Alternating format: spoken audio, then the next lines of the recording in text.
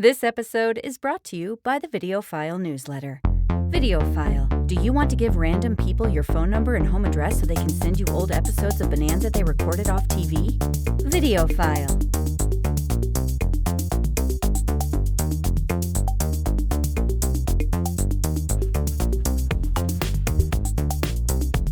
Oh my God, we're back. It's the April edition of VHS Tapes Are Magic, and it's the first week of May, and this will probably be the May episode as well, because there are no rules. There's only magic. April was a very busy month. I was on the road with Pete. We went to Florida. I was in Las Vegas with Vince. We went to WrestleMania.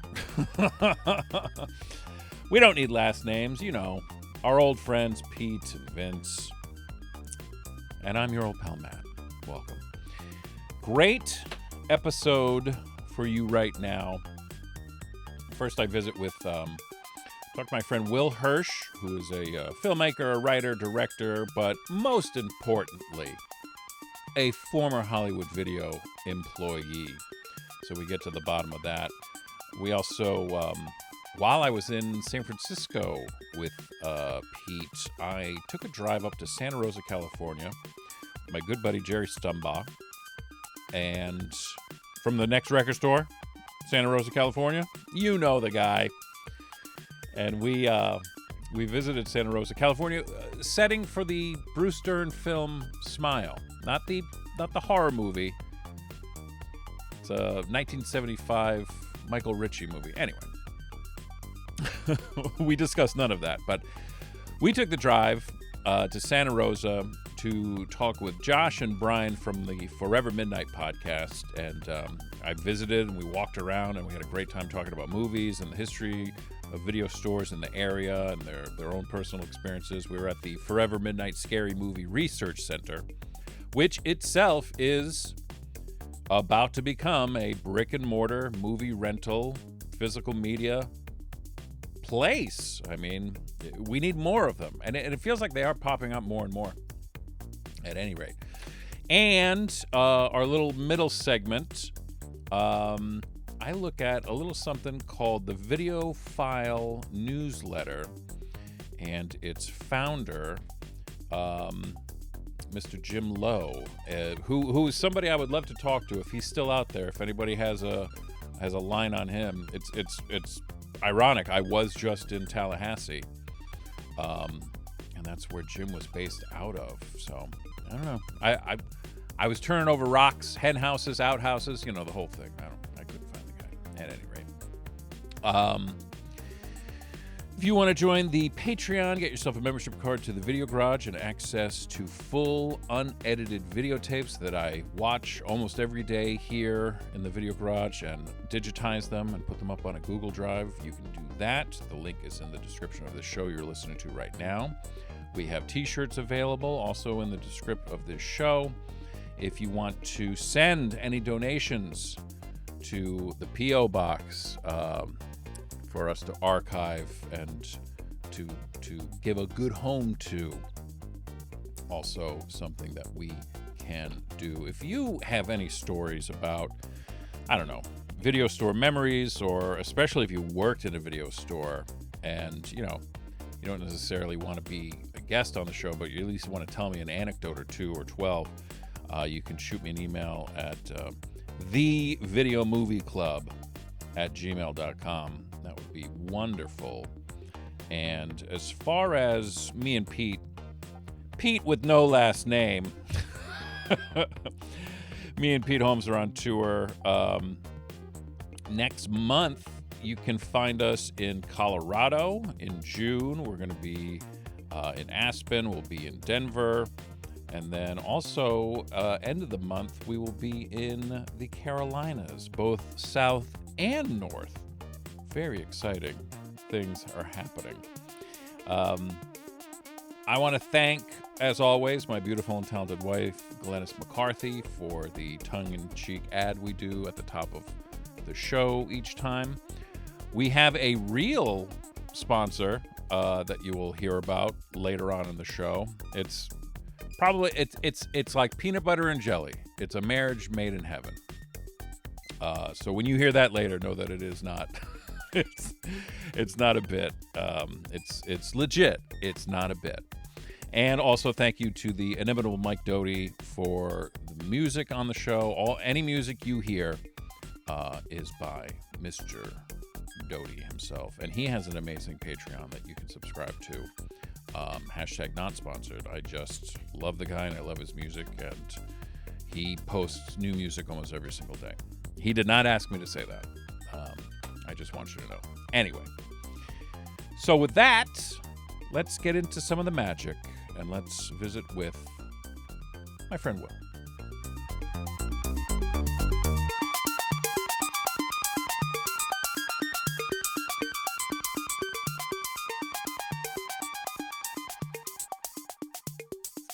So what's your earliest memory of going to a video store?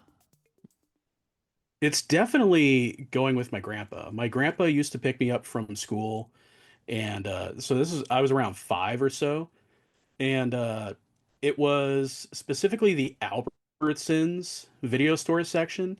I don't know, like younger people might not know about this, but a lot of grocery stores used to have, if you've ever gone to a grocery store and there's like a weird cutout section where it's like there's maybe a vending machine or two, or like a lottery machine or a coin star and nothing else.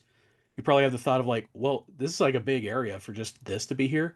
Kids, that used to be the video store section. That's like what it was. And Albertsons had a really good video store section, and they had a deal, two for $2 on Tuesdays. And my grandpa would pick me up from school, and we would go there, and I would rent a cartoon. It would be either a Transformers or a Ninja Turtles and an action movie. And he let me rent whatever I wanted. Oh So, yeah? yeah, he didn't monitor what I rented. It kind of horrified my mom for a little bit because I'm like fully coming home with like Total Recall, Uh-huh. and just like whatever Jackie Chan movie I could find.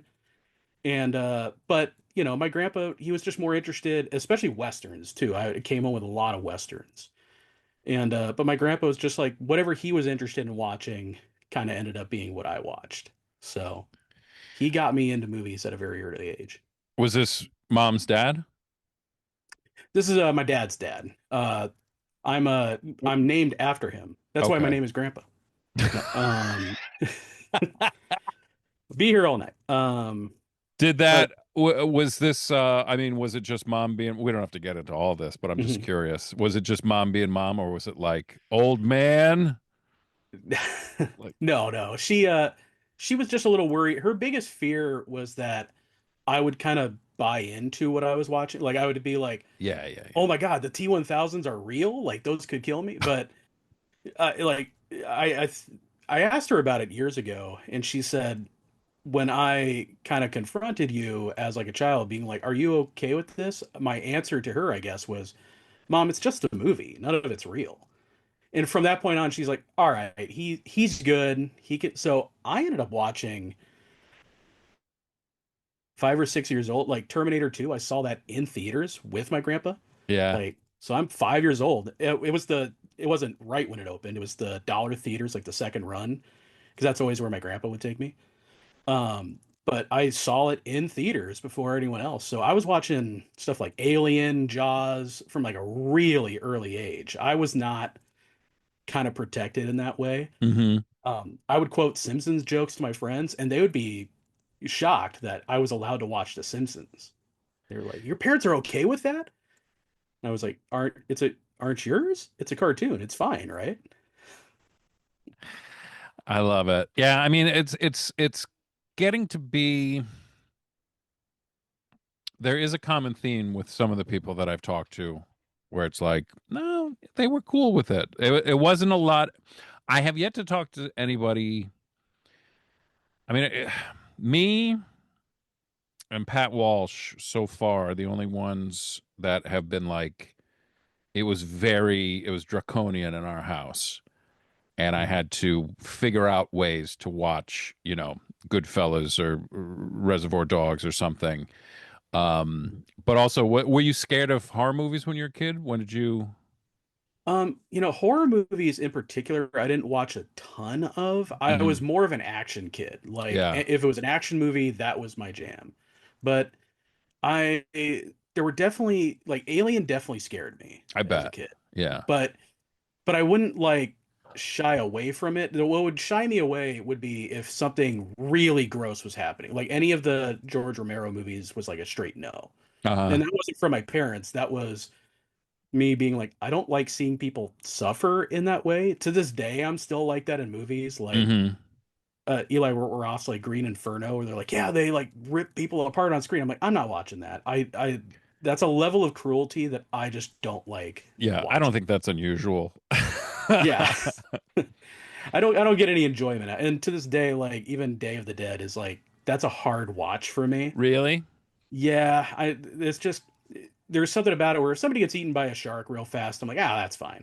But it's the suffering that happens in a lot of those more hardcore movies is Yeah. like I don't like that. I think that's understandable. I mean, it's funny to grab like Green Inferno as an example. It's like I don't think that's Yeah. such a Yeah. that's not such a stretch Yeah. to be like I find this movie unpleasant. This is my standing up in the middle of the town hall, just being like, guys, I don't think I like this movie. This is ridiculous. Yeah. What were the video stores around you growing up? I mean, had it all gone chains by that point, or were there some locals? There were still a couple locals. I remember in Chandler there used to be a real mom and pop, and it's kind of exactly the kind of video store you're picturing from the 80s. Hmm. Super mom and pop, like, horror movie posters everywhere. It was like this couple. I can't remember the name of it for the life of me, but I What just state did you remember say you were in? Arizona. So I'm from Arizona. Chandler, Arizona Right. originally. Um, and but that's also I saw a ton of stuff that I wouldn't have otherwise seen. They carried a lot of Hong Kong action movies at this store, That's great. and that was like so like from an early age too. Yeah. I was like Michelle Yeoh's the best, the Jet Li's the best. Like my friends hadn't caught on yet, Yeah. but that was huge for me. And Yeah, because because when you're going to like a Blockbuster or maybe even Hollywood Video, I mean, we can get into that in a little bit, but like mhm, those businesses were driven on new releases, yeah. you know? It, and I've been really glad of like for your content specifically, kind of telling the true story about Blockbuster. That Oh, it's the I mean, even worst. among my friends, it was Blockbuster was your last resort. It was the if there was still a mom and pop shop, that was cool because you would usually run into a cool employee who knew like where all the good stuff was. Yeah. Then it was Video Update. Then it was Hollywood Video, and then if no one had anything, maybe Blockbuster had it, but that was doubtful. You know. Yeah. What was the movie you probably rented the most when you were a kid? Like was there a repeat or were you always exploring something new? No, there were definitely repeats. I rented a ton of Star Trek back in the day. Like, I don't think I ever owned any of the Next Generation VHS tapes, but I rented them all the time. Yeah. That was huge, but Arnold Schwarzenegger movies was a heavy rotation. Like, until I could start buying my own VHS, any Arnold movie I could find, like, I remember when I would come across one that nobody seemed to talk about, I'd be like, what is Red Heat? And I'd pick that up and like, so that I would say of all the Arnold movies, though, the one I rented the most was Predator and The Running Man for some reason. Running Man's good. I was enthralled with The Running Man. That's a good late Saturday night, just sci-fi. That feels like for me, The Running Man, it feels like that's the kind of movie you watch late on a Saturday in a beach house. Yeah. You know? Yeah. There's something about that feeling. Because it's one of those movies where it's touching on social issues, but like not like in any substantive way. Not, Right.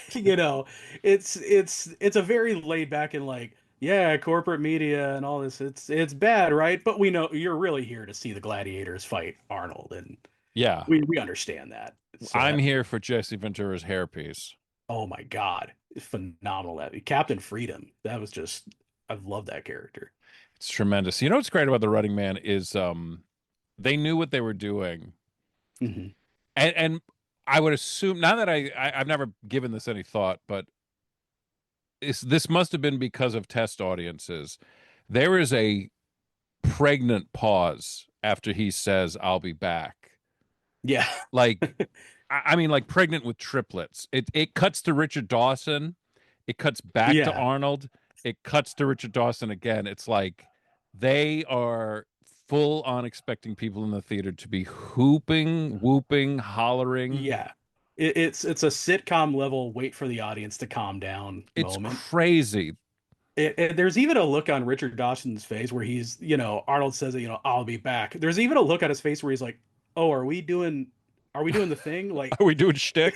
yeah, he's like, "Oh," because he kind of comes back with only in the movies. Anyway, back to like it Yeah. feels like Arnold threw that in and Dawson was not prepared for it.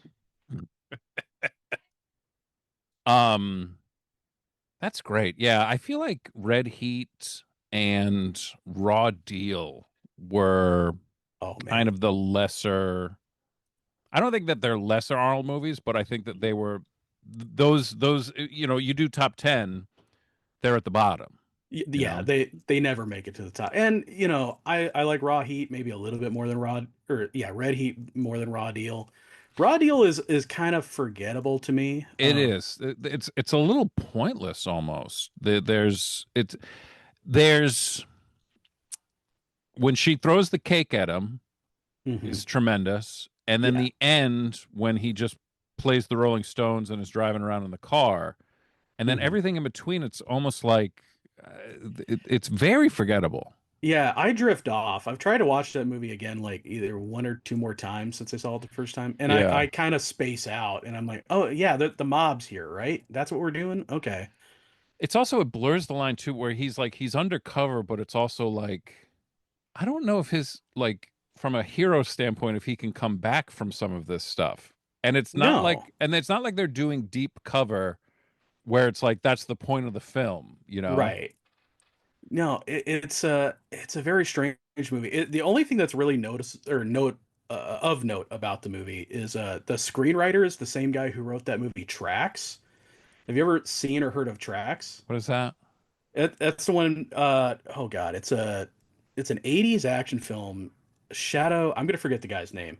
Shadow Stevens, I want to say he was like on Hollywood Squares The for a Center while. Square, sure. Yeah, and he was the action star of the movie, playing Tracks, and his whole deal was he wanted to get out of the cop game and he wanted to make cookies.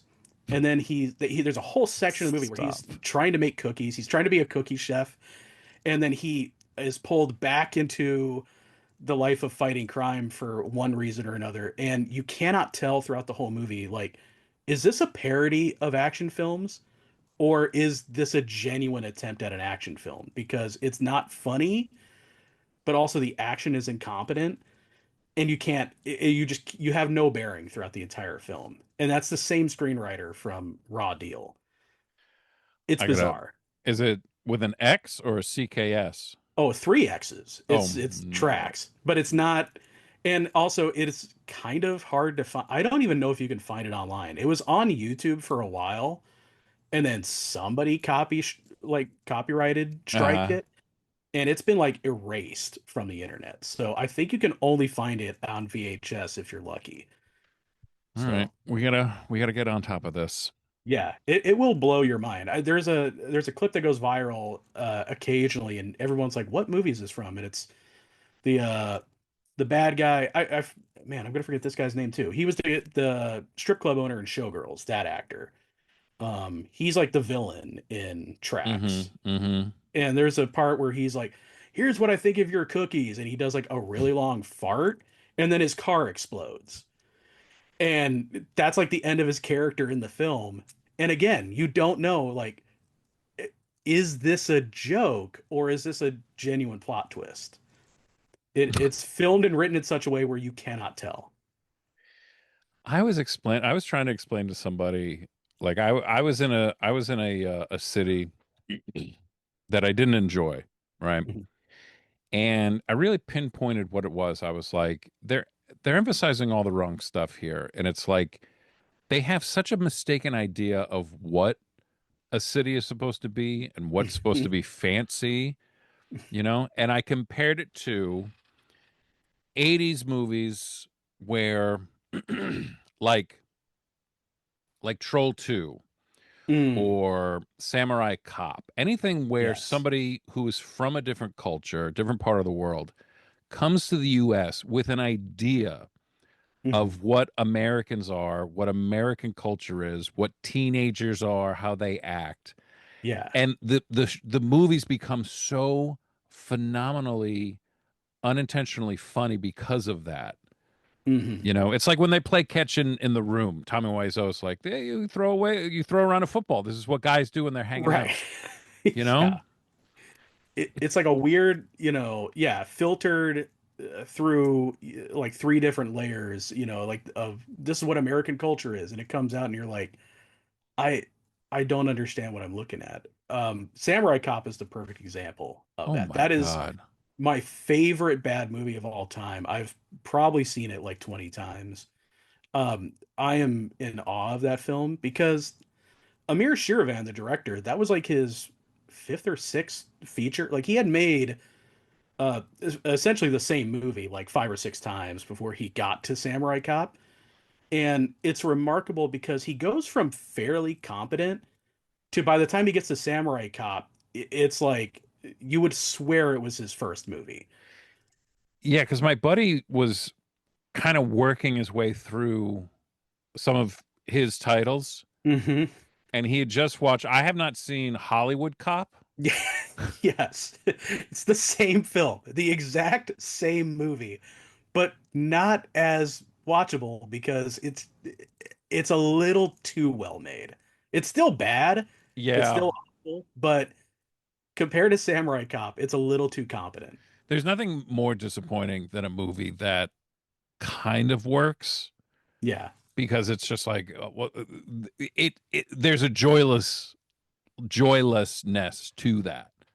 Yeah. Whereas when it's a complete like fuck fest, you're just like, oh my God, I how did how is this level of incompetency and confusion able to even exist? How did they find money to make this?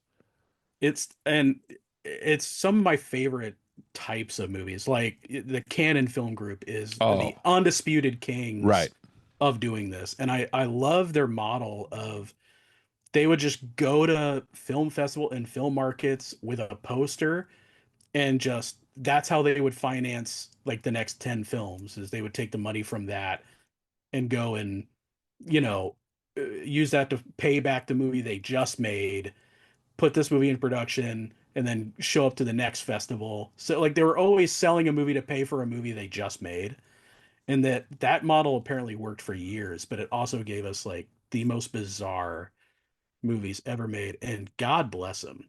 Like, God bless those guys. I mean, somebody was just maybe even earlier today. I honestly don't remember when somebody was talking about that there is a tape out there that was like it was their tape. It was trailers for movies they hadn't made yet.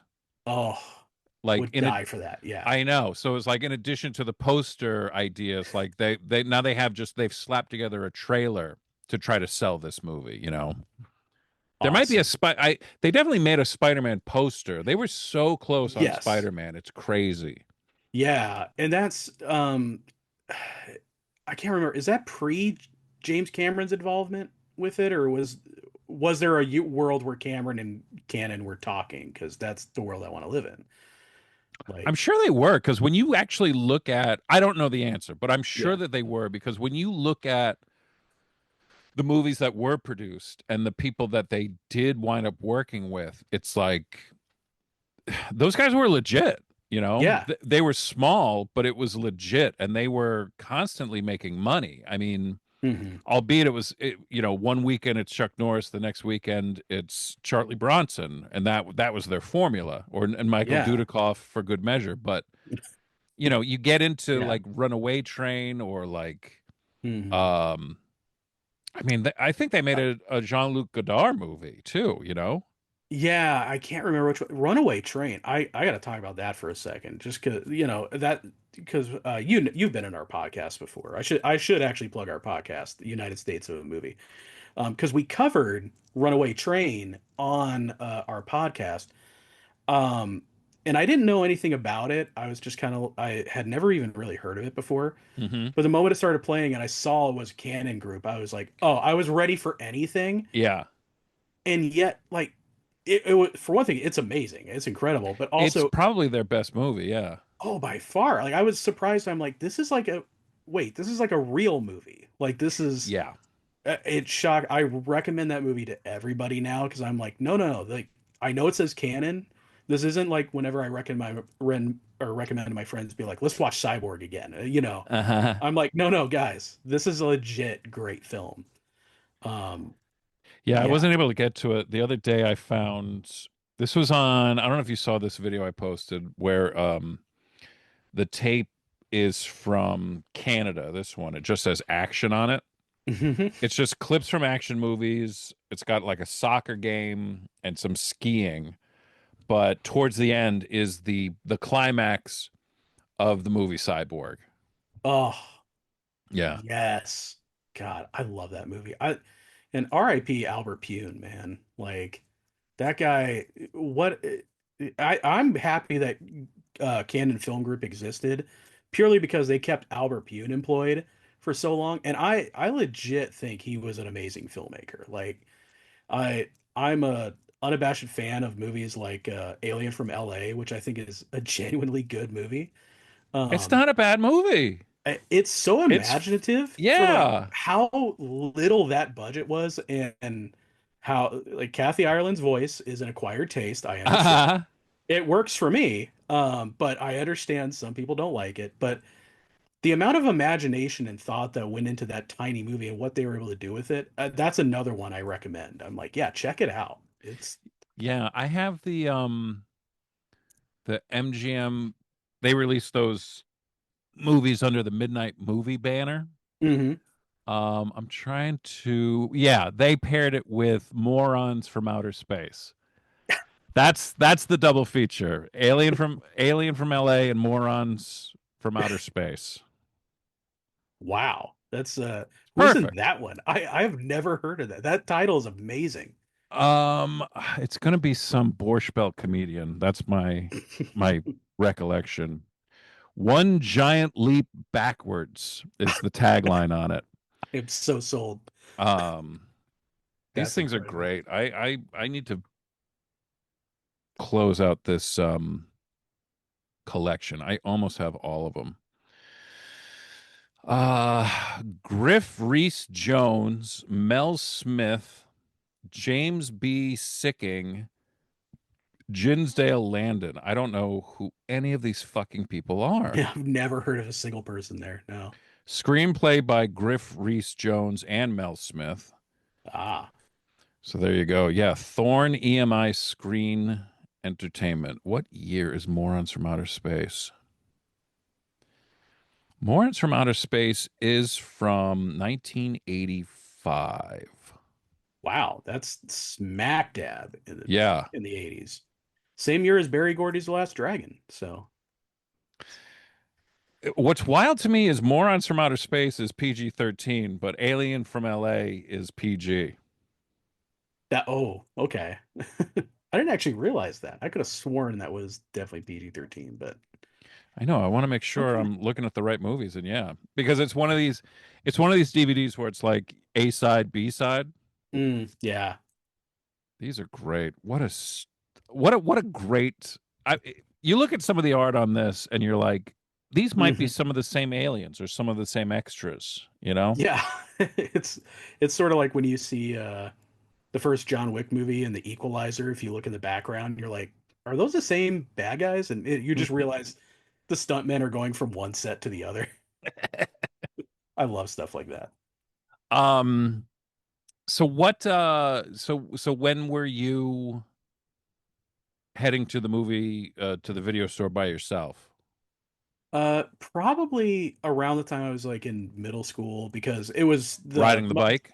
yeah, because it was close enough to where I could, just go there myself. Yeah. And that's when I really, that was like around the time I really started to get very heavily into like Hong Kong action movies and Hmm. just inhaled that whole genre. Anything, if it had Chow Yun Fat in it with a gun, I was like, yes, I want to see that movie.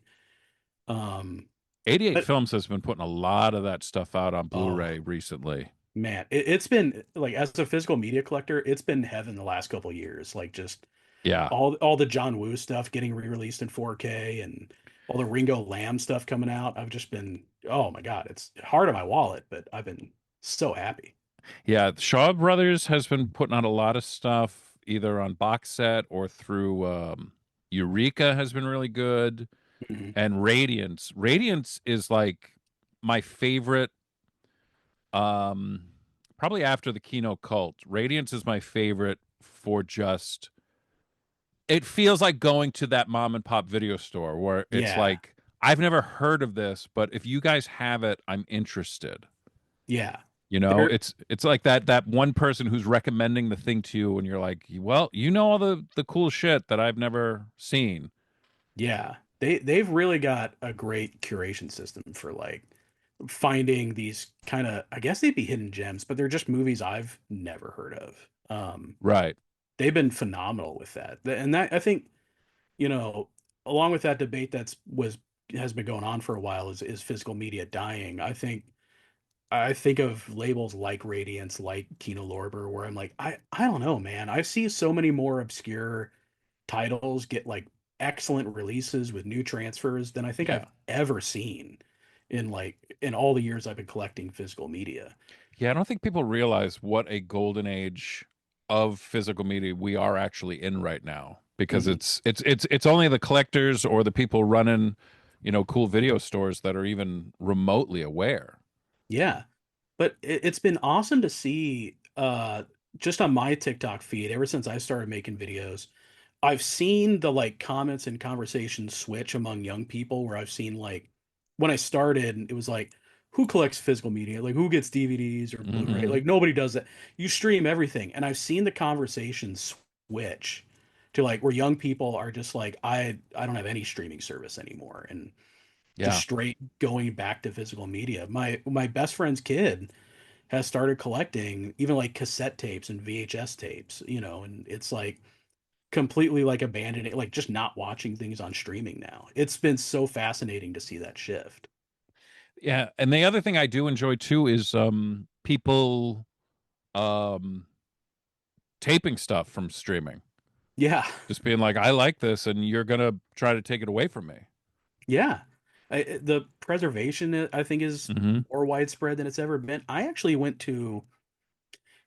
was in Torrance earlier this week, and my roommates and I were driving by, and we just saw a shop that just said, "Oh, videos and video games for sale." We were like, "Oh, all right," a little tiny shop. There was no sign. It was just a sign on the door. They didn't even Hmm. have like a big marquee thing. So we pulled in and we stopped, and it was. I don't want to say the name of it. Because now I kind of want to keep this place a secret. But almost all the store was burned Blu-rays. And but it's all from Japan, all of it, like everything were Japanese movies and shows, and it was a store filled, and you could rent some of it. So you know, maybe I should even. It wasn't in Torrance. I found it in Washington Oh, D.C. yeah, That's I what I was meant to in say. Toledo. That's the Yes, ticket. that's where it was. Toledo. Um, but I bring it up because I got a TV show. It was like one of these Japanese like TV shows where it was kind of a game show type thing, Okay. and it was recorded from live TV there. So I've got like I don't know, I think 16 hours of the show, but it's got all the commercials intact for like this entire broadcast. So like every episode of this thing, so now I've got hours and hours of these Japanese commercials from like 5 or 6 years ago. And Is it Japanese people who run the place? yeah, I think it's a store set up for like if families, Yeah. like in that area, who can't get access to their shows. It's not on streaming in America Right. anymore. And so That's I'm tremendous. it was incredible. Like I didn't realize, quite what the show was. I kind of just bought it because I'm like, all right, let's see what this is. And it's been like a treasure trove of just discovering like all these commercials from just a few years ago, but just Yeah. in this digital format now. So they look great, it's fantastic, and it's been so much fun to watch. So it's like the preservation is carried over from, people like you said, recording streaming now and recording all this to like even just recording broadcast digitally and getting preserved. It's That's incredible. that's tremendous. That's a aspect of modern immigration that Hmm. I hadn't quite considered, of just, Hmm. like missing out on that part of the culture, or even just, the pastime of Yeah. television, of just, like, oh man, I miss watching that show. That's how I would be if I, Yeah. if I moved somewhere, foreign language, stranger in strange land, and I'm like, I mean, I would want to be watching Hmm. the videotapes that I found, and it's like, I almost feel like that is Hmm. where I am in a certain respect, because I'm like, I miss. It's not that. I always find nostalgia to be a bit of a dirty word, because it's Yeah. not quite how I feel. Nostalgia is a longing to go back, Hmm. which I think is I don't know, it's a fool's errand. It's not, it's bullshit. It's bullshit is what Yeah. it is. Like, I love the ephemera of video stores, and I love the ephemera of, seeing an old television broadcast that Hmm. there's no reason I should be able to watch it. I was working out of town, and on the plane I was watching, um because obviously I digitized it and I put it in the Patreon. I was watching a Star Trek marathon Hmm. from 1992. And it's just, this is this is what I want to be doing. Like, I'm Hmm. like, I love the just turning on the TV, and it's just like, yeah, it's just some MASH reruns, some Yeah. Cheers reruns, some Star Trek. That's great. So I relate to that aspect of, like, and it's just an age thing. It's just a Yeah. time thing of, like, because there's no channel. Like, I understand there's people always in the comments, they're like, no, no, no, they show that on Pluto, and I'm like, you're not listening to me. Right. Yeah. No, it's not the same thing. Yeah. Yeah, because I've gotten the same like similar comments too. And I do have like on my Samsung TV, I have like the Mystery Science Channel queued up, so it's always playing Mystery Science Channel, Yeah. Mystery Science Theater. But it's not the same thing as like when I would tune in to the Sci-Fi Channel, catch it on a Saturday morning, or when they would do Twilight Zone marathons on Sci-Fi Oh, Channel. forget it. Like it's just I own the box set of the whole series, but it's not the same experience as like, hey, we've got this holiday, we got this day off, and just putting on the Twilight Zone, like, and just having it on. It's just not the same thing. No, it's not even close. I mean, because with the commercials are just not as good now as they once were. And it's mind-boggling to see the effort, the money, the Hmm. the just the quality of, in a lot of cases, these 30-second movies with a beginning, a middle, and an end. They tell the story so quickly, so efficiently, so well.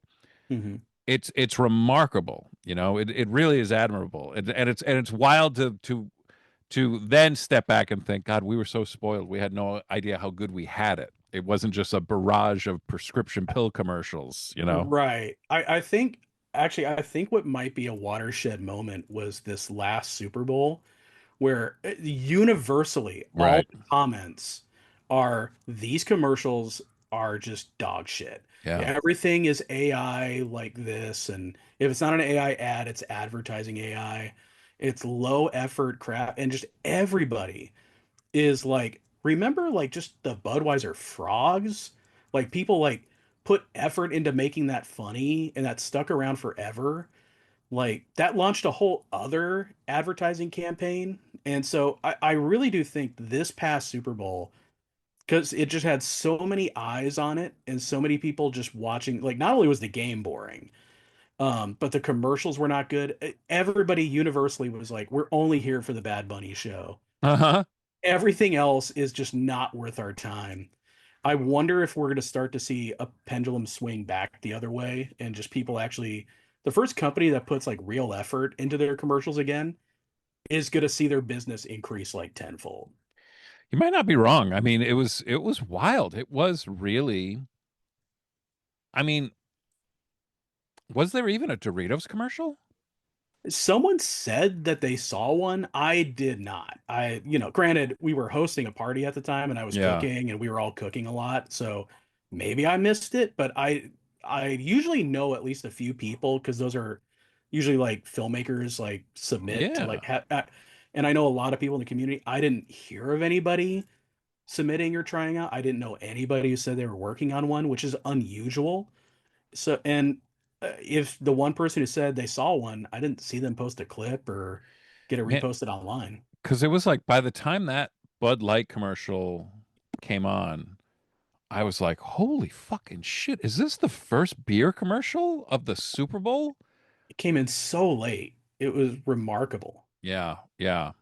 I mean, that's just it. That's just it. It was a I don't know, man. It's just that there's look, you can say plenty about, Madison Avenue and, damage that they did over the decades, but it's at the same time I'm looking at it from the angle of look at the quality of this short form content, you Yeah. know. It happens every day when I find old TV shows with the ads and I put it up. People are like, "How do I not remember what I had for breakfast yesterday?" But this every beat by beat of this ad is right there. I legit wonder how many people of my age before the musical Hamilton came out would have been able to tell you that Aaron Burr killed Alexander Hamilton because of that milk commercial Right. that Michael Bay made. Because I think everyone in my generation would have been able to answer that trivia question. Like that's how prevalent that the peanut butter sandwich, the Aaron Burr, like that's how So prevalent it memorable. was. Yeah. And So well done. and can you even look at a Folgers can anymore and not think, did that brother really hook up with his sister? Like, like, like that's all I think about when I see that coffee. So I'm just like, oh, that's the incest commercial, Shame. huh? Shame on you, Folgers. Um, so then how soon did you wind up working at a video store? It was just after I graduated high school. So I was like, I see, I graduated 2004. And so 2005, I got the job because a friend of mine from high school was working there. Hmm. And And this was this was, I think I took a year off after high school. So it was summer of 2005 at Hollywood Video in Tempe, Arizona. And this was the busiest Hollywood Video in our district. oh, Um, and it was pretty often we were packed nightly, like just kind of log lines. It was a super busy store. any idea how many titles they had at your location? If I remember correctly, I think we had 20,000. Wow. I think. And I came in at the time, I think Blockbuster had pretty much completely transitioned to DVD by this point. DVD and I think I'm trying to remember the timeline. I can't remember if HD, DVD, and Blu-ray were out yet. I think they were, but But they would have been Blockbuster, brand new. yeah. Yeah. I was definitely working there renting HD DVDs to people. I do remember that. But it I think Blockbuster had fully transitioned to our store. The reason why we were so popular is half our store was still VHS Yeah. and people hadn't fully transitioned yet. So Right. our store was always packed compared to the Blockbuster video directly across the street. So Are you exaggerating? No, no, like that's literally like the one across the street, the You could Blockbuster look across the out the street. window and see the Blockbuster. Oh, we used to. There were prank wars that would go on. Shut the Like, fuck up! Wait. oh yeah, yeah. We would order like and it's that stupid shit. Like we would order Pizza Hut for like be like, yeah, this is Blockbuster. We'd give them the address and they'd show up with like 10 pizzas and I'm sure they would get us back from time to time, but I don't ever remember that. But That is and what always my favorite prank of, oh, now you got to pay for pizza that you're going to eat. right, yeah. It's one of those like, ha, we showed them. Meanwhile, We they're just showed them. Now they're eating pizza. yeah, it's they're like, all right, we'll just take it out of the discretionary spending, sure. But we would get video like people would return stuff to I us that bet. was for Yeah. Blockbuster all the time. But it was a great first like real job to have after high school because it's just enough responsibility while at the same time being like not a super serious job. Hmm. And it was great because half the time, like during the day, it was just kind of a hangout place. Like we wouldn't have customers midday really. Everyone came in the evening. So it was just you kind of hanging out with your friends, just kind of just playing Doom on the Hmm. computer. Our buddy Brandon had installed a Super NES emulator and Doom on our system. And so I'm to any customer who came in, like while I was working, there was a 50% chance I was not looking up the movie you were asking me to look up, and I was full on playing Shinobi. Like that was definitely happening a few times. And so your buddy was already working there. So what was the Mhm. interview like, or were you just hired? It was I was pretty much just hired, but it was a pretty quick like, yeah, you applied, okay, so come in and it's like, okay, our manager, she's gonna come in. She's only gonna be here for another week, really, before she's moving on. So kind of just go in there like, so you like video stores? Like, yeah, all right. Well, here's your purple shirt and you're good to go. You start tomorrow. It Wow. was really that fast. So how long were you there for? I was there 2 or 3 years, I think. I worked, I think, for 2 years on the Hollywood video side, and then for a year on the Game Crazy side. What's that? Game Crazy was their attempt to copy GameStop. It I don't was remember this at all. Yeah, it was a store in a store. So, Yeah. but we were technically like two different stores, same company, two different stores. But it was Hollywood Video's version of GameStop. And it was almost identical to GameStop in every way. We would have the same type of deals and promotions. It's just the benefit was if you had a Hollywood Video membership, you could look to your right and be like, oh, there's a video store there or a video game store there. I guess we can go there too. Right. So, but yeah, I worked on that side for about a year as well. So, So what was it like working there? What was the best part of it? the best part was just definitely kind of just hanging out with my friends. I'm still Hmm. friends with a lot of those guys to this day. So that's like a 20 plus year friendships Yeah, that were no formed doubt. there. But it was just a place where you could go, and as a movie fan, it was a dream come true because I had never paid for rentals during that whole time. Um, and just and you would get like some customers who ran the gamut, but the cool customers were like some of the coolest people I've ever met. I remember one of my favorite customers, and I'm so sorry I'm forgetting his name. But he was a super interesting guy because he was a burn victim and he had settled with the company that had caused it, Hmm. and because of that, he had a lot of money. And what he decided to spend his money on was he would restore DeLoreans to make them into the Back to the Future DeLorean. No shit. And so I remember it was like a couple weeks I had been working there, and the DeLorean from Back to the Future pulls up. Like, and we hadn't been, it wasn't like there were cameras there or anything. I was like, what is happening? And this guy just gets out and he's just like, oh, hey, is, your manager in? And I'm like, uh, no, it's just me. He's like, oh, okay. I think I have movies on you hold. And he was the nicest guy, like sweetest dude. But yeah, it took me like outside, showed me the car, and he would just come in occasionally. And that was his side hustle. Was he's like, if you got a DeLorean, I know how to fix it up to make it look like the movies. and that's what he did. It was phenomenal. Wow. That is a you want to talk about a niche business. Yeah.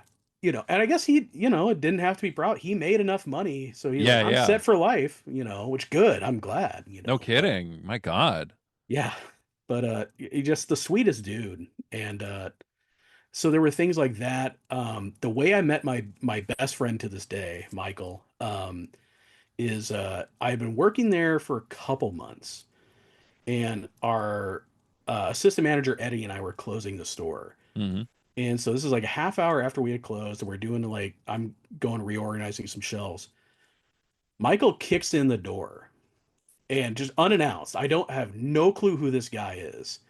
He has a bow and arrow, and he fires it from the store entrance, and it lands halfway like through the store and hits a VHS copy of the movie Buffalo Girls. What? Yeah, and that was my introduction to this guy, and we've been best friends for 20 years now. Does he keep up with the archery after all these years? That was the only time I've ever seen it with a bow and arrow. I think that was the point. Is he's like, oh, look what I found. Let's see if this works. I think the second time he came in, I found out like later that night, it's like he had worked there before I had worked there. Uh-huh. And him and Eddie were like super close. Eddie was our assistant manager, who was also a good friend of mine. And so they just had an agreement, like, just occasionally Michael could just come in the store, after closing hours. It was like that kind of environment where even if you didn't work there, you had friends who were there and you'd still all hang out. And it was kind of loose with those rules. That was the benefit of working at a store like that. Is just it's 50% a job, 50% just kind of a clubhouse where Yeah. just customers come and bother you occasionally. That's tremendous. I mean, so with it being a chain, was there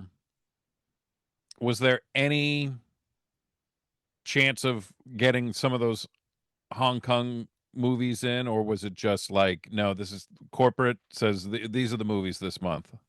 Hollywood Video, I think when I worked there, because they were in the process of getting acquired by Movie Gallery, Okay. and when that happened, it seemed like our selection kind of like they did become more friendly to niches. I think because Movie Gallery became kind of a big chain because they were in more rural locations and they would serve customers who like couldn't get like all the big blockbusters. So Hmm.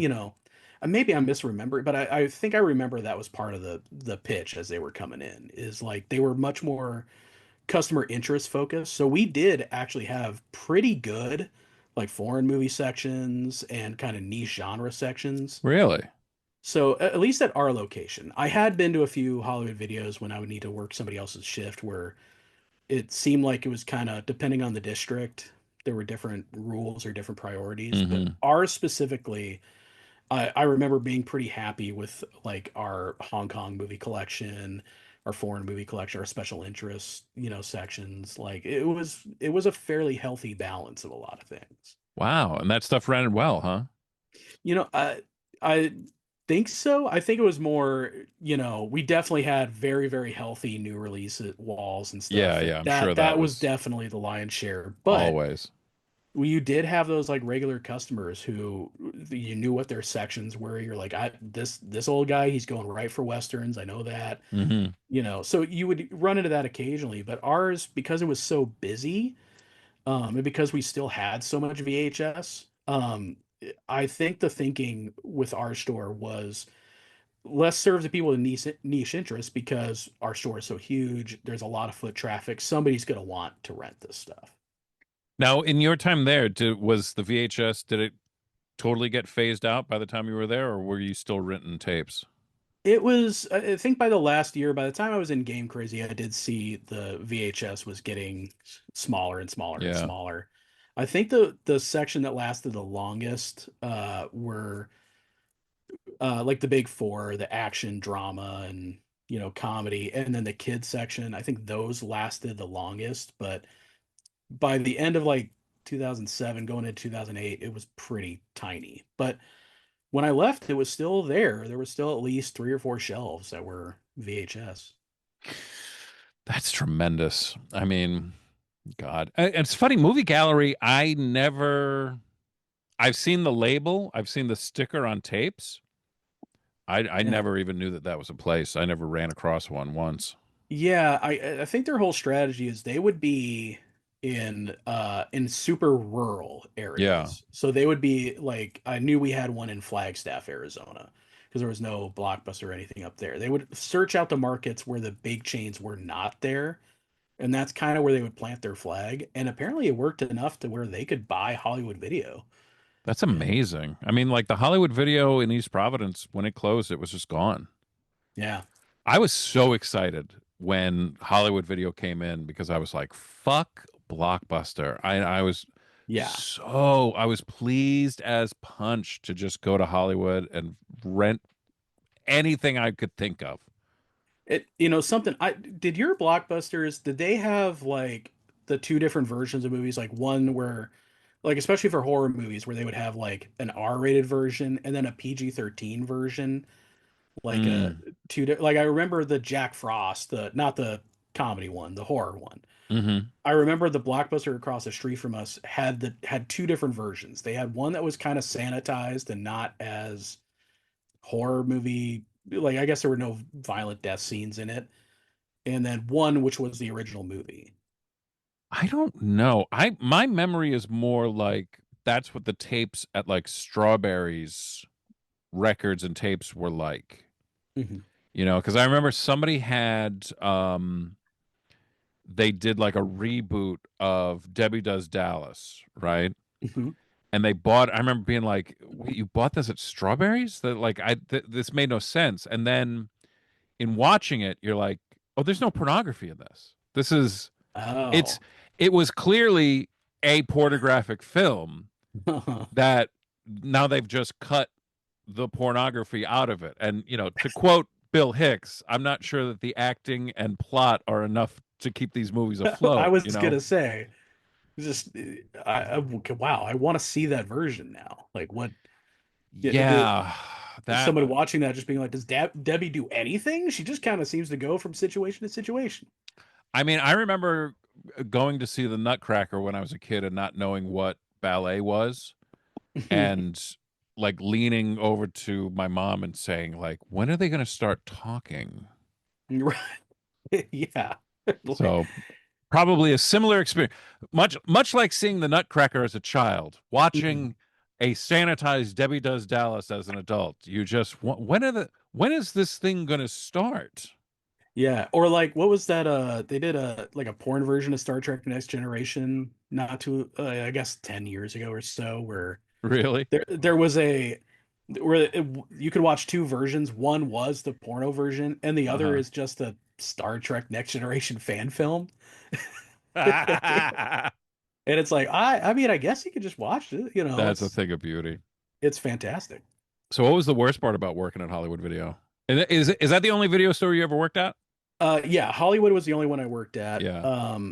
Definitely the worst part would be we would have some managers from time to time who were awful, but there would be like a couple just nightmare customers who no What would matter they what do? you did, you could not please them. Yeah. Like there was one mom who was always looking for some like she was always trying to get a deal out of us. Like, well, if I rent three movies, can I get like this popcorn for free? Like she was like haggling with us almost. And I'm like, I no, there's no deal like that. Like we have like this. She's like, no, no, no, that's not good. And if you couldn't do it, she'd just be upset. Like, well, forget it. I won't rent then. It's like, okay, there's nine people behind you in line, lady. Like Uh-huh. I don't have time for this. So I remember she was particularly difficult. I can't prove it, but I'm pretty sure one of her kids did a number two in the aisle one day. I was almost positive it was her kids, but uh, No security footage? okay, well, okay. So the security footage. Hold on, this you just reminded me of of what Eddie and I used to do, Here we go. which is the way the kids back in the day, security camera footage used to be recorded on VHS, and that's would be like how you could review the tapes. Hmm. Eddie and I were really bad at remembering to do that. So it would be one tape left in. You were supposed to do it, change it out every day. That was part of the closing procedure. So there'd be a fresh tape, and there would be a month worth of tapes of security footage. And Eddie and I were really, really bad at remembering that. So it would be like February 2nd's tape would be in there for about 3 weeks, and just anything would be taped over it. So I'm sure at one point there Hmm. was security footage that could have proved it, but Eddie and I forgot, and we just didn't ever. So there were definitely crimes that were like people shoplifting that we would be like, oh yeah, we forgot to change out the tape. Oh, God damn. Yeah, You could have gotten this woman banned from the store. it would have been great, but we wanted to go home. It's 10 minutes after the store closed. We're like, we're opening tomorrow. We'll save those duties for tomorrow. Was there a bathroom? There was. I think it was one of those situations where, depending on the customer, we would lie and be like, it's an employee only bathroom. Just depending if we felt like Sure. dealing with it or not. But no, there was a bathroom, and when it got busy, um, and we wanted to make people happy, we wouldn't impose those rules. We'd be like, yeah, it's you can go in because it wasn't like locked or anything. It wasn't like you had Yeah, to have a yeah. special key. So I don't know, but I always suspected, like I said, it was her kids, but couldn't prove it because I didn't remember about the security tape. Little bastard. Yeah, but Um, Tell me about so I'm just curious, like there's a Blockbuster across the street. People are putting the wrong movie in the overnight drop. mhm. Did anything else that wasn't a movie wind up in the overnight drop that you recall? We anything that wasn't a movie. I don't remember anything that wasn't a movie. We would definitely get porn returned to us. Like straight up, they purchased it from an adult video store and then would return it in our Dropbox. And I don't know if, because and it happened more than once, but Like not like like put it in the wrong case or almost like they're trying to get rid of the evidence. maybe that they're trying to get rid of the evidence because it would be like a pornographic case too. Like it'd be the Yeah. full thing. It wasn't like they had rented the Garfield movie and put the disc in there. It wasn't Yeah. that. It would be the full on, like just just ladies on the cover and all that just dropped in the Dropbox. I mean, And that's my thinking that they'd be like mhm. riddled with, I'm Irish Catholic, so I'm picturing, Yeah, oh God, what am I doing? I got to get rid of this. Yeah, I can't yeah, put it in my trash because then now the trash man will know that I'm a horrible person. that Yeah, could be it. Because I never, I, it was one of those things where I'm like, did they just have a stack of movies and just not pay right. attention? They scooped it up and didn't think. But that would happen occasionally. I remember thinking for a while, like, is this Blockbuster pranking us? But Mm, it didn't happen frequently enough for it to be like a prank. Like it would happen like months apart, to where I was like, oh, this isn't like a regular thing. And we would check all the movies, and there'd be no like way to see if it was like the same customer. So I think it's just back in the day when people had physical porn, just sometimes it just got mixed in with your other errands and you accidentally returned it to the video store. And you that's never go back for it because you don't want to be like, oh, that's mine, right. you know. But You hear the slot close behind you, the little ding, and that's when it dawns on you. You're like, God damn it, oh no. I my returned mom's I my mom's returned porn. yeah, my mom's. She rented or she bought Big Titty City and now I'll never have it again. God damn it. Um, but in cases like that, then we would amongst the staff, and we had a pretty healthy staff of mix of men and women. It would be like, okay, we're doing a competition to see who's going to win the porn disc, and that became like we would come up with like games to like, Oh, okay, tremendous. who's going to come away with it? So, and that was always fun. That's a riot. Yeah. Um, you ever get any notes, like anybody like put like a post-it on the movie that says like this thing sucked? I don't let's see. No physical notes. We definitely got feedback from customers. Like they were not shy about telling us like to our faces that a movie was bad. Yeah. It was especially bad when you recommended a movie and Oh, the customer came back and they did not enjoy it. I definitely had some customers who would come back. I had a customer who I recommended. I want to say it was either Super Cop or Police Story. I don't remember, but they came back mad because it was subtitled, because it was in another language. They were like, you didn't tell me it wasn't in English. Racist. And I was like, well, okay. I thought Hong Kong action movie. There's Chinese letters on the. I thought that would have clued you in, but okay. I didn't realize I had to go that deep. So I did have somebody yell at me for that, and I was like, okay. But conversely, I would have customers who would thank me. I remember there was a woman who was going to rent Catwoman, and Oh, the how that and the you like dove in front of it like a bullet I in slow motion. yeah, exactly. I'm just like, no. I convinced her. I'm like, trust me, this is not. I know the type of movies you watch. You are not a, oh, it's so bad, I love it. You are not that kind of movie Yeah. consumer. You will not get any enjoyment out of it. Let me point you to something else. And I don't remember what else I recommend, but she did come back. She's like, I did like the movie you recommended. So it would happen both ways, but no notes from customers or anything. We our system did, however, leave space for us to leave notes for each other. So if there was a customer who was difficult and there was kind of a regular, Hmm. we would leave notes for each other in the system so that when it's like their account came up, it would be like, hey, this guy's very short tempered, doesn't like to talk, just letting you know. And you'd be able to be like, all right, I know how to handle this situation. So we did have that in our system. Yeah. That's tremendous. What was the did you wind up quitting, or did were you asked to leave? I won the porno disc too many times. Right. No, I did end up quitting. I I'm trying to remember if that was because I was going to film school the first time. I took a break. I went to film school once and then I went back again after a number of years.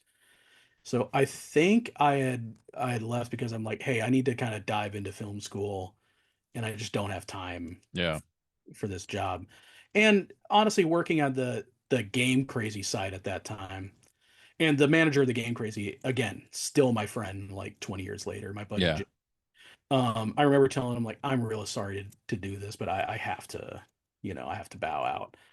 Um, so I did leave, but there were some spectacular firings there. Oh yeah.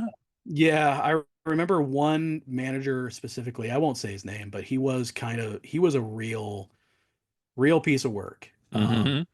He was one of these guys who super fundamentalist Christian. And I remember specifically he had a big issue with Brokeback Mountain. Oh boy. So we were working there right as that kind of came out on the new release wall. Hmm. And he refused to rent that to people. He would make a big deal of it in the store What too. do you Like mean? What would he? How he'd would? be like, he would say, I am not renting. I find this movie abhorrent. I find this disgusting. I am not going to rent this to you. And What I would would have people say? they'd be shocked. They'd be like, what's wrong? Like they would, and granted, so we're talking 2005, 2006. So I don't know what the customer knew about the movie or not. But the first question was always like, is it violent? That was everybody's first question when somebody was like trying to warn you about a movie. It's like, is it super violent? He's like, it's nothing to do with the violence. I think this type of material is disgusting. And he would never say what it was. He was too Christian to say like, well, it features a homosexual relationship, and I can't abide by that. But he would recommend. This is the dorkiest thing ever. He would recommend Chronicles of Narnia to everybody. That Hmm. was his like, guys, I got a secret movie you should watch. Do you know about Chronicles of Narnia? And everyone, yes, we all know about the movie. What a All of us have heard. dork. But and so I would have to call over the customer and be like, I'll rent it to you. I don't That's insane. yeah. And he was the manager though. So who are you going to Yeah, complain to? Corporate? exactly. Yeah, but Yeah. it got to somebody at corporate because somebody, Oh, so this was a crazy firing? yeah. So this was, I think, a district manager. He had come into the store to have a chat with him, and that chat didn't go well. The manager stormed out, like customers were around, stormed out, made a big deal of it, did the whole counting down his drawer, slamming it shut, and like just leaving the store. It was like Wow. ugh. So Holy shit. yeah. So Wow, I that don't guy, think any job I've ever had have I did I see anything like that. no, that was the most extreme firing for sure. Wow. And to be honest, we all should have probably been fired at certain points for other things, but Hey, let's be honest. I mean, I can't tell you how much fun it was to work there, and just all the little things that I think back on, and me and the guys still talk about. Yeah. I remember specifically in the back room where we would count down all the drawers, do all our closing duties in the back office. I remember one day Eddie, I don't know what he was thinking. I got a million Eddie stories, but I don't know what he thought would happen because he was kind of looking at the back wall, just kind of feeling it, and then just kind of like not in anger, just kind of punched, and I guess didn't realize how soft the wall was. His fist went through the wall, and so we just had this hole in the wall of the office. Uh-huh. And we would, and just for fun, occasionally we had bags and bags of like excess candy that was, I guess, expired. It was like Reese's Pieces we had, just piles of it, and just we would just start putting that in the hole, seeing if we could fill up the wall. This is the kind of things like kids do when they're bored, Yeah. like we're all just like, let's see if we can do this. And when they eventually, years and years later, Hollywood Video was gone and they were going to remodel the whole thing and put in like an urgent care. I really tried to figure out like, can I get there so I could see them take down that wall, just to see a flood of Reese's Pieces For bags come out. real. It's like, what happened here? Like, just incredible stuff like that. Just time wasting, property damage. It was great. It was a perfect first job to have. No, that is perfect, man. God damn. When is that the town were you in that town when that location closed? Do you remember when that happened? Yeah, I think that it closed in 2009, so a Mm-hmm. couple of years after I left. It wasn't around too much longer. Um, I want to say 2009, 2010. Um, Were buddies of yours still working there? I mean, did you like go in or nobody, no, everybody had moved on by that yeah. point. So none of us were in contact. I tried to get in there one more time because here's another good Eddie story. Um, we had won something called the Gem Award for sales, and the Gem Award was just kind of like a glass award in the shape of a gem, Yeah. had all of our names on it. So we had the most sales in the district. Our manager, this was a good manager. This was a good guy. Um, was very proud of it. Josh, I was trying to remember his name. Josh, good dude. He was very proud of like I managed a store. We won this award. And I came in and Eddie had the award in the disc buffer. And I don't know how many people know what a disc buffer is these days. Like a disc buffer was a machine where if your DVD or CD was scratched, you could put some sort of solution on it and put it in this, and it would spin on this little like sponge like thing and supposedly clean the scratches off a disc. Sometimes it worked, sometimes it didn't, but it was a big machine, Mm. like much bigger than you'd think it would be. And I I came into the I've always store. heard it was even more like it was less that it was filling in like the scratches. It was more taking the rest of the surface down Yeah, kind to of the yeah. filing it away Yeah, almost. almost filing it away to the scratch level, Yeah, which is which fascinating. which sometimes that worked, sometimes it didn't do anything Yeah, for I the bet. disc. Yeah. But I came in and Eddie had the machine on, and he had the Gem Award in the disc buffer, so it was bouncing around in there. And I was like, "What? This is glass, by the This way. is glass, yeah." Yeah. And I was like, "What are you doing?" He's like, I don't know. I'm bored and wanted to see if it would work. I've been doing this for like 30 minutes. The cycle shut down. He opened and looked at it. He's like, okay, closed it again, pressed the button. He's like, this is what I've been doing. Presses it. Within seconds, we hear shatter. And Eddie's immediately like, oh my God. No, I've been doing this for a half hour and like nothing, it's been fine. Oh my God. So like Eddie gets it out. It's in two clean halves. Like it's broken. And so he like gets it out. He dusts it off. He cleans it. He like polishes it. He puts it back in its like big giant like carrying case, sets it aside, and then just out of panic, throws it in the trash. And I'm like, Eddie, what are you doing? He's like, I don't know. I don't know what I'm gonna do. Josh can't see this. So we had to hide it from our manager. And keep in mind, he was coming back later that day after having like a nice dinner with our district manager. Like, so that's how proud of this award he was and how much recognition he was getting. Josh, if this is how you're finding out about it, this will this will be hilarious. Not to rat Eddie out after 20 years, It was Eddie, Josh.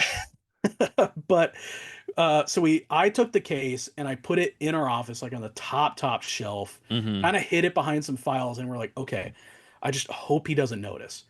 And it was never brought up again. According to like people, like after I left, I would when I had friends there, I'd be like, "Is the award still there?" And they're like, "Yeah, the box is still up here."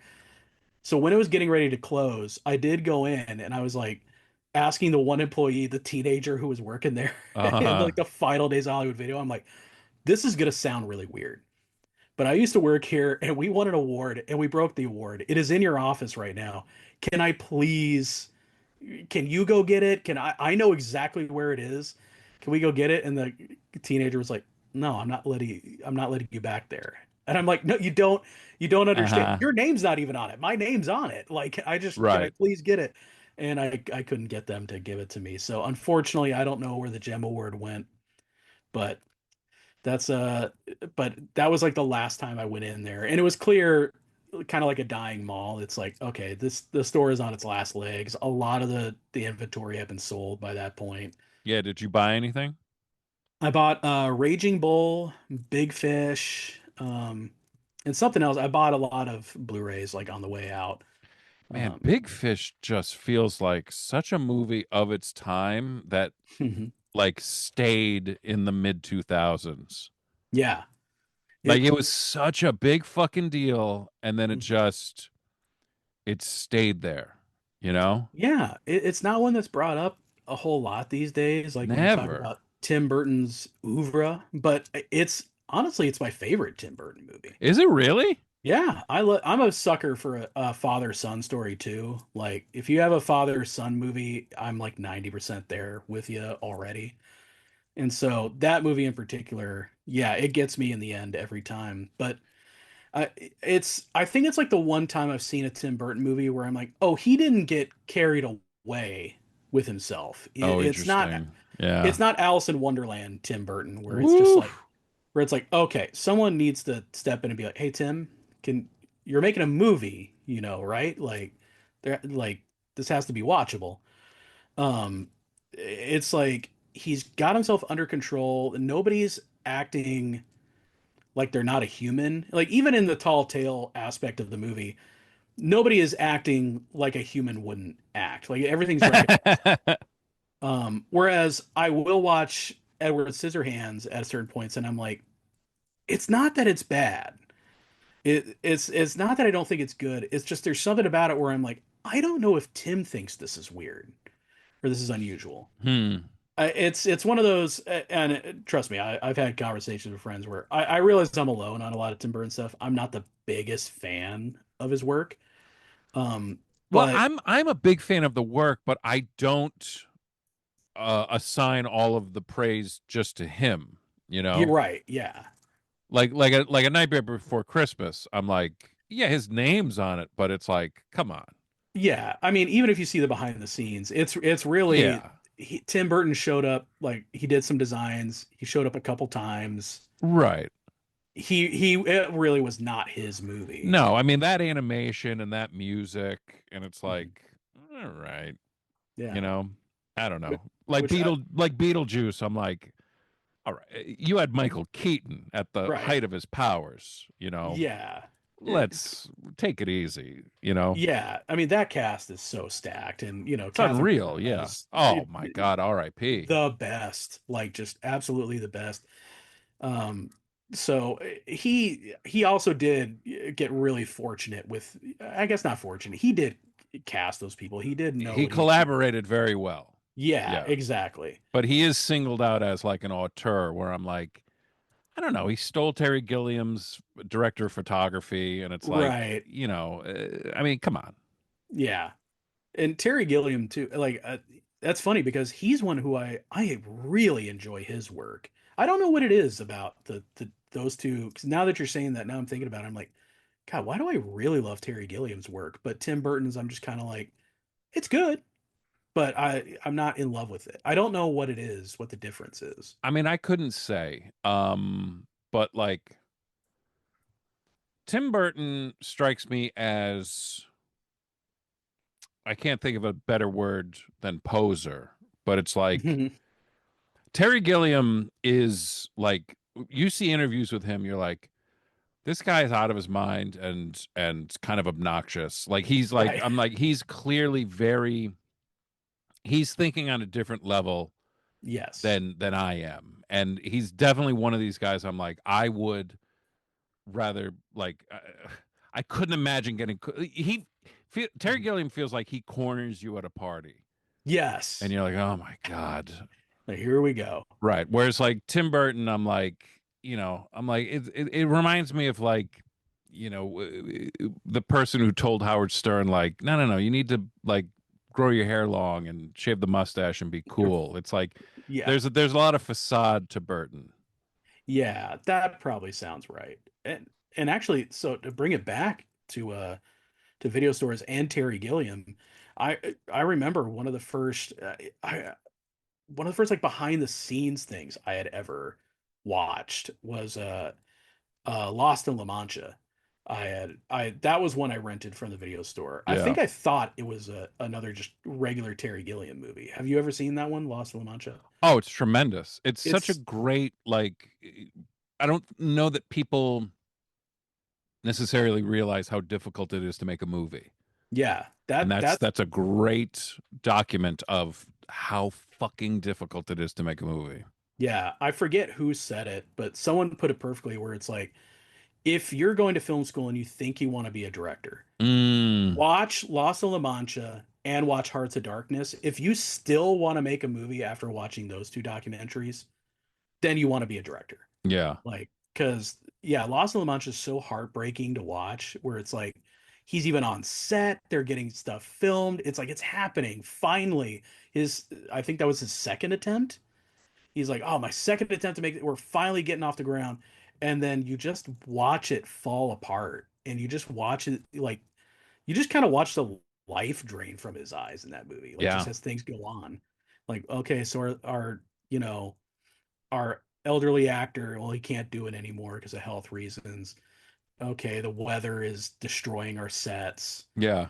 All right, there's all these scheduling conflict, and you just see him slowly like get crushed by the weight of Mm-hmm. it, and you're just like, oh my god. No, it's a tremendous watch. Um, God damn. Well, what I'm trying to think how to put this. If I walked into the Hollywood Video right now, you Hmm. know, and maybe based on this conversation or you have an awareness of the movies I'm into, Hmm. what are three that you would recommend I walk out of there with, and don't restrict it to the era Hmm. that you worked at Hollywood Video, like right now. What would you be like? I Ooh, think you need to walk out with this. I mean, I would definitely pick something that I would have to go with something that's like a cheesy good time that Mm-hmm. is of the era. I would have to recommend No Holds Barred because that's just one I recommend to everybody. Yeah. It's think what you will about Hulk Hogan, and I definitely do think what I I do about him. think a lot of things about him.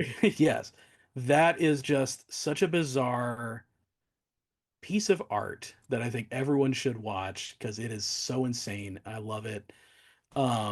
That's definitely one. Something more recent. Gosh, I'm gonna have to look back at my movies. Something more recent. Uh, oh my God. Um, I recently just watched for the first time. If you want to see what animation can do, like the genres it can tackle, uh, Grave of the Fireflies was one I just recently saw. It was a Hmm. Studio Ghibli film. If you're kind of thinking of animation is kind of only like the Disney Zootopia or any like American style animation. This is like an extremely grounded World War II story in Japan about two children, and it will crush you. But Wow. it is remarkable just because of just the level of detail in animation, how subtle it is, Yeah. where you forget you're watching an animated film. Um, I don't know, and I love a lot of Miyazaki's films, but I don't know if I've ever seen one of his movies that really is the gut punch that that movie is. So that would be one. And then let's see, let's take it back to something uh again more kind of recent era. Um, oh, you know what? I Because this is a movie that most Americans haven't watched, but I Okay. feel like if you love action movies, actually, here's how I'll phrase it. Because I am not the biggest horror movie guy, and so many people I know are like horror movies, horror movies, horror movies. Mm. The best horror movies in the world that I've ever seen can't even come close to how satisfying this movie is, which is Hard Boiled from John Woo. Oh, I have The Shining, which is an absolute classic. You put those two movies against each other 10 out of 10 times, I'm picking Hard Boiled. I love Shining. It is a fantastic movie.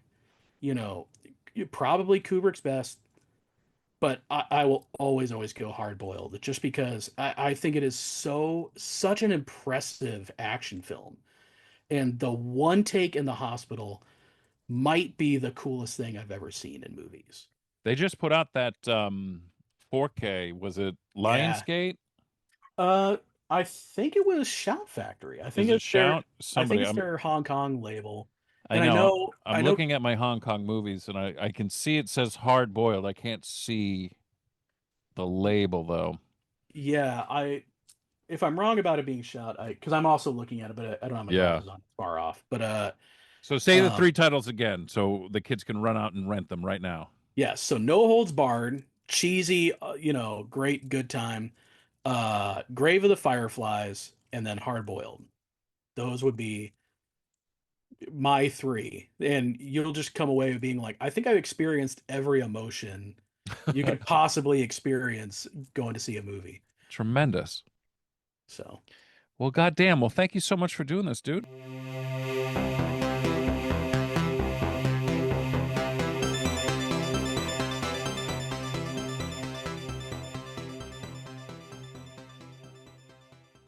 If you follow my videos online, you've probably heard me say, no mold. Let's get into it.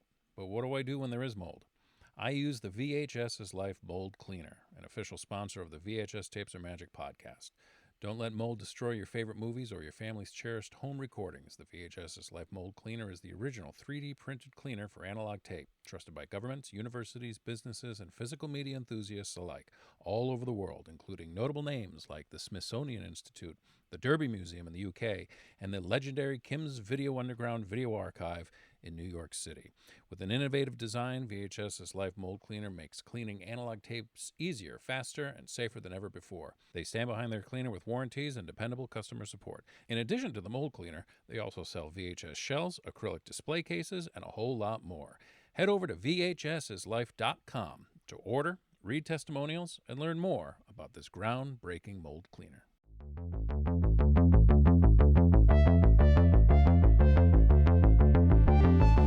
September 1976. This is being sent to each of you who responded to my ad in the buyer's guide about Sony Betamax videocassette recording. The responses have not been overwhelming, but it appears that there are enough of us to make a joint venture worthwhile. This is the opening line in issue number 1 of the Video Files newsletter, written by Jim Lowe of Tallahassee, Florida. The newsletter then goes on to explain, well, who am I? And I'm sure you're all wondering the same thing. Who is Jim Lowe? Well, at the time, he was a 36-year-old staff director for one of the legislative staffs of the Florida House of Representatives. Keeper of a large collection of comic books, mostly ECs, Carl Barks, etc. Jim owned a Sony Betamax plugged into a Muntz 50-inch screen projection type TV, the heart of which was a Sony Trinitron. And what he was doing with this newsletter was he had he had written and sent in a letter, as he said, to a magazine called The Buyer's Guide. He also mentioned he was going to have a quarter-page ad in issue number 2 of Film Collector's World. But this first newsletter he sent out to 7 people seeking like-minded videophiles who were looking to trade tapes. So that was the idea of this newsletter. As he put it, he said what he wanted to do was trade tapes with those who were willing to keep an eye out for his wants, while he, in turn, would do the same for them. In the pre-magnetic video days, the pre-recorded video cassette days. Because really all that was available at that time would have been movies in the public domain and porn. And Betamax was being marketed as the time-shifting device. Tape, record TV while you're not home, watch it whenever you want. And some people were taking that even a step further. For people with like a ton of money, the best option was getting a satellite dish, or as they called it in those days, an Earth station. So now you could pick up broadcasts from all over, including HBO. And believe it or not, HBO didn't scramble its satellite signal until 1986. Some people, and I love this gumption, used to lug their 50 or 60 pound Betamax VCRs to hotels and motels just to record the movies. But then what was great was Jim Lowe was one of these guys who realized, well, this is before cable TV, or at least it wasn't widely available. And so everything was regional. All the TV stations were totally regional, showing different reruns in different spots. So in addition to getting in touch with people in different areas who were like-minded, looking to tape things, looking for particular episodes or movies that they wanted to tape, it was also important to take a look at regional TV guides. There were somewhere up to like 96 different TV regions in the TV guide. It also mentions he put this ad in Movie Collector's World in the book From Betamax to Blockbuster by Joshua M. Greenberg, which has a nice little section on videophiles and Betamania. And there is an incredible website called the Laserdisc Database, which has an archive of, I think this might be the full collection of the videophile newsletter, and then when it transitioned into an actual glossy magazine as well. I mean, this must be the full run. It's got from issue 1, September 1976, all the way to issue number 32, August, September of 1981, which would have been around the time that Jim Lowe ceased publication. So the mentality was very much based on goodwill. It was, really what they were doing was what Deadheads have been doing for a decade at least at this point, of tape trading. In fact, in Greenberg's book, he mentions a story by Michael Dark, real name undetermined, who had gone out to California in '78 for a Dead concert at the Winterland Ballroom, which they were broadcasting on TV, the entire show. That's Bob Weir and Phil Lesh from the Grateful Dead, joining us here backstage at Winterland. Did you say Phil Lesh? No, I did say Phil Lesh. Bob Weir and Mickey Hart. That's what I thought you said, yeah. Really? Thank you, It's Norm. a good thing I'm here, Glenn. It's a good thing I'm not here, Norm, because I could certainly be embarrassing if I was. So he brought his 80-pound VCR with him on the trip, went to the show, said his friend wasn't going, so he trained his friend, a complete VCR novice, how to record the show, how to load in the tapes. Said it went off great. Said it was also the only time he ever took the machine out of state to do any recording, but said that tape turned into a gold mine, and it was one of the first things that he started circulating around. And that's exactly what the Deadheads used to do with their tape trading. My brother got way into it. He was there for the transition from cassettes to CDs, and it was a one-for-one process. I'll make you a copy of this show, send it to you. You make me a copy of this other show I'm looking for, send it to me. And if you're a new guy, you're just starting out, you don't have anything to send, just send me 2 blank tapes. See, these people, they weren't pirates, they weren't bootleggers, they weren't trying to get rich off of this stuff. They just wanted what they wanted, and they were willing to help other people out along the way. Clearly, people who love VCRs and videotapes are incredibly good people. So Jim started sending out the Video Files newsletter to dozens of people, then hundreds of people. Subscribers would send in their wish lists, their contact information, and then by the end of 1977, hundreds of video files were trading, taping, and corresponding with each other. They started throwing taping parties. In the September-October 1979 issue, Jim explains the ins and outs of best practices for a taping party, just organizing these large-scale video conventions, posting a dubbing schedule, just a room, like a conference room in a hotel full of VCRs, one plugged into the next one. Jim even warning them in this issue, saying like, you know, VCRs and TVs, they suck up a lot of juice, and you got to pay attention to the number of wall sockets and fuses, and heavy-duty extension cords are a must. Overloaded circuits go pop, and multiple machines suddenly go dead. He goes, it's an awful feeling. And they were sure to call out people who traded in bad faith or didn't follow through, or just flat out ripping other people off. And people were always posting their wish lists. Jim in particular, he had a fondness for an actress named Hazel Court, and he was specifically looking for a movie she was in with Christopher Lee called The Man Who Could Cheat Death. Your eyes. What's wrong with your eyes? Yes, look at him well. This thief of time, this man who could cheat death, who knows the secret of immortality. I say it all the time, we're living through a golden age of home video right now. If Jim is still around, and he would be 86 today, and I did try to track him down, I didn't have much luck. I was in Miami recently, thought about, well, I could make the drive up to Tallahassee. And then me and Pete were in Tallahassee. I was like, I wish I could find this guy, but 86. I mean, hopefully he's still around. Hopefully he's still taping stuff. But the point is, Jim could get that on Blu-ray right now from Vinegar Syndrome. It's an amazing time to be a lover of home video, that's for sure. Other highlights from his want list were things like specific episodes of Bonanza, or The Wackiest Ship in the Army, which I have never heard of, or The Andy Griffith Show, or The Bill Cosby Show. Jim. And he wanted this to be a non-profit hobbyist network where members would trade want lists and TV guides just to help each other. That was it. And from what I can tell, by like issue 3 or 4, he's already overwhelmed.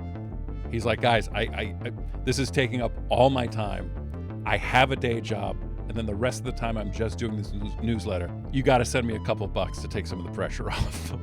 And even when he transitioned from the newsletter to a glossy magazine, he offered readers to invest in return for extended and even lifetime subscriptions. And he was able to raise enough money to open an office, hire a few employees, and in January '79, the Video Files newsletter became The Video File. Glossy, full color, professionally photographed. And at its peak, the Video File had around 8,000 subscribers. It was sold at newsstands all over the country. He had a table at the 1978 National Film Convention, a booth at the 1979 Consumer Electronics Show. I mean, this was a great publication. Like, this is great. It wasn't just looking for particular copies of things, although that was the heart of this deal. It was also just asking for help. In the first issue, Jim lists a bunch of the things that he's looking for. He also says that when he's been recording some black and white shows, that there are color artifacts that seem to smear the image and make it look like a snow, like a color snow coming through. And then by issue 2, which now that I look at it, it was issue 2 where Jim already says, I can't do this for free, you guys gotta help me out. A contributor named Mark Weilage, hopefully I'm pronouncing that right, who was clearly very adept at answering technical questions, explained that the snow on the set during a black and white recording was due to the television station itself showing a black and white movie on a color film chain. So the color burst on the camera was kept on. So then apparently Jim called the television station, talked to the master control, explained the problem, said that the engineer just started apologizing profusely, and then literally within seconds of his call, the proper picture popped up on the TV screen. I mean, this is incredible.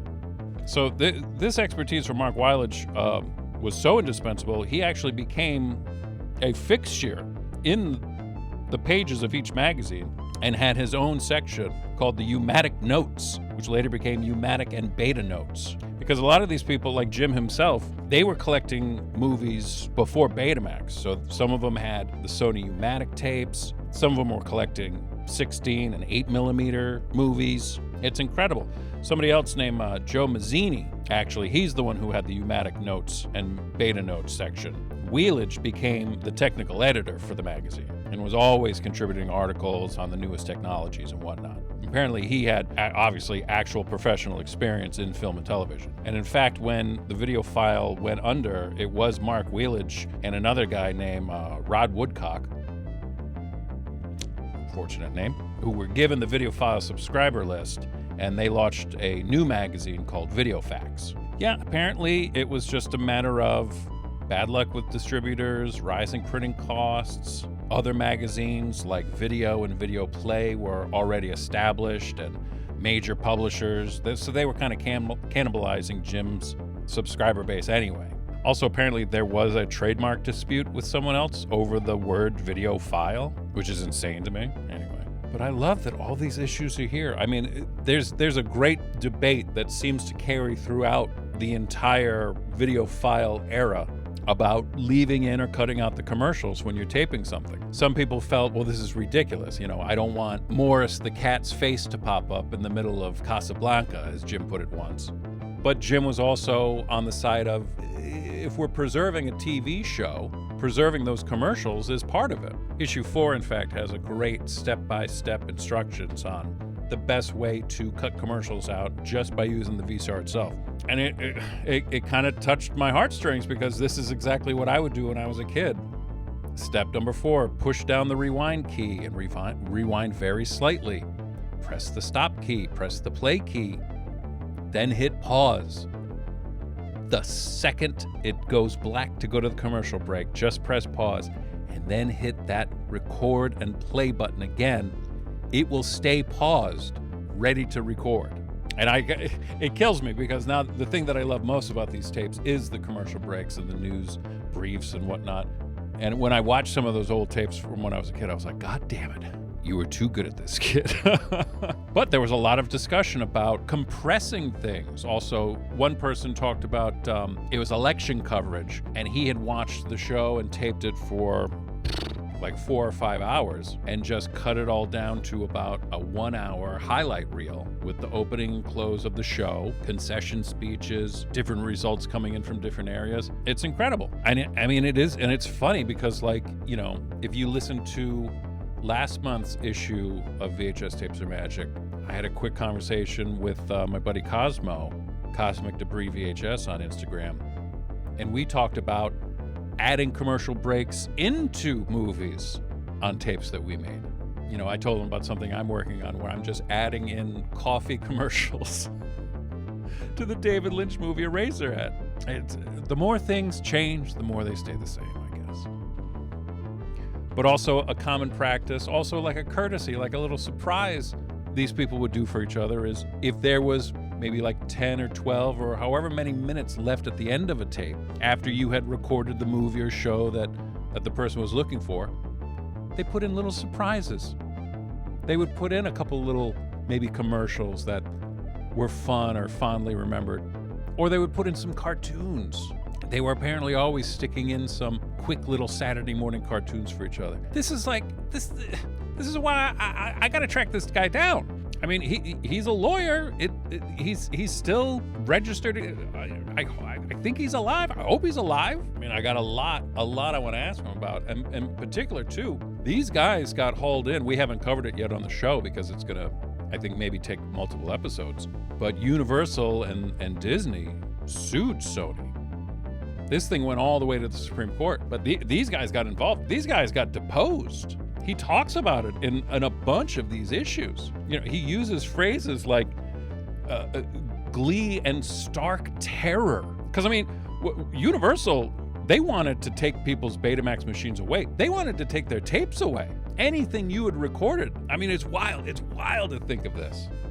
But we will get to all that. But Jim Lowe himself, he remains a fascinating guy to me. He described himself as a complex individual with normal feelings and desires, somewhat introverted person who possibly reveals himself in print more accurately than he does in person.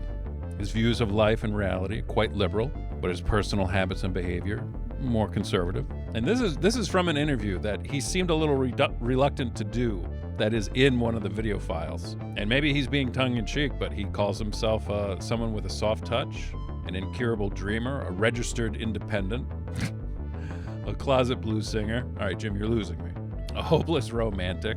Said his favorite movie was Dr. Strangelove. All right, we're back. Kubrick. And an admirer of Justice Douglas, Harry Chapin, Barbara Jordan, and Woody Allen. Ooh, Jim. So hopefully he's still out there. Hopefully he's still taping things. Hopefully he got himself a copy of The Man Who Could Cheat Death. And hopefully he knows what a debt of gratitude we owe him. Jim Lowe, The Video File.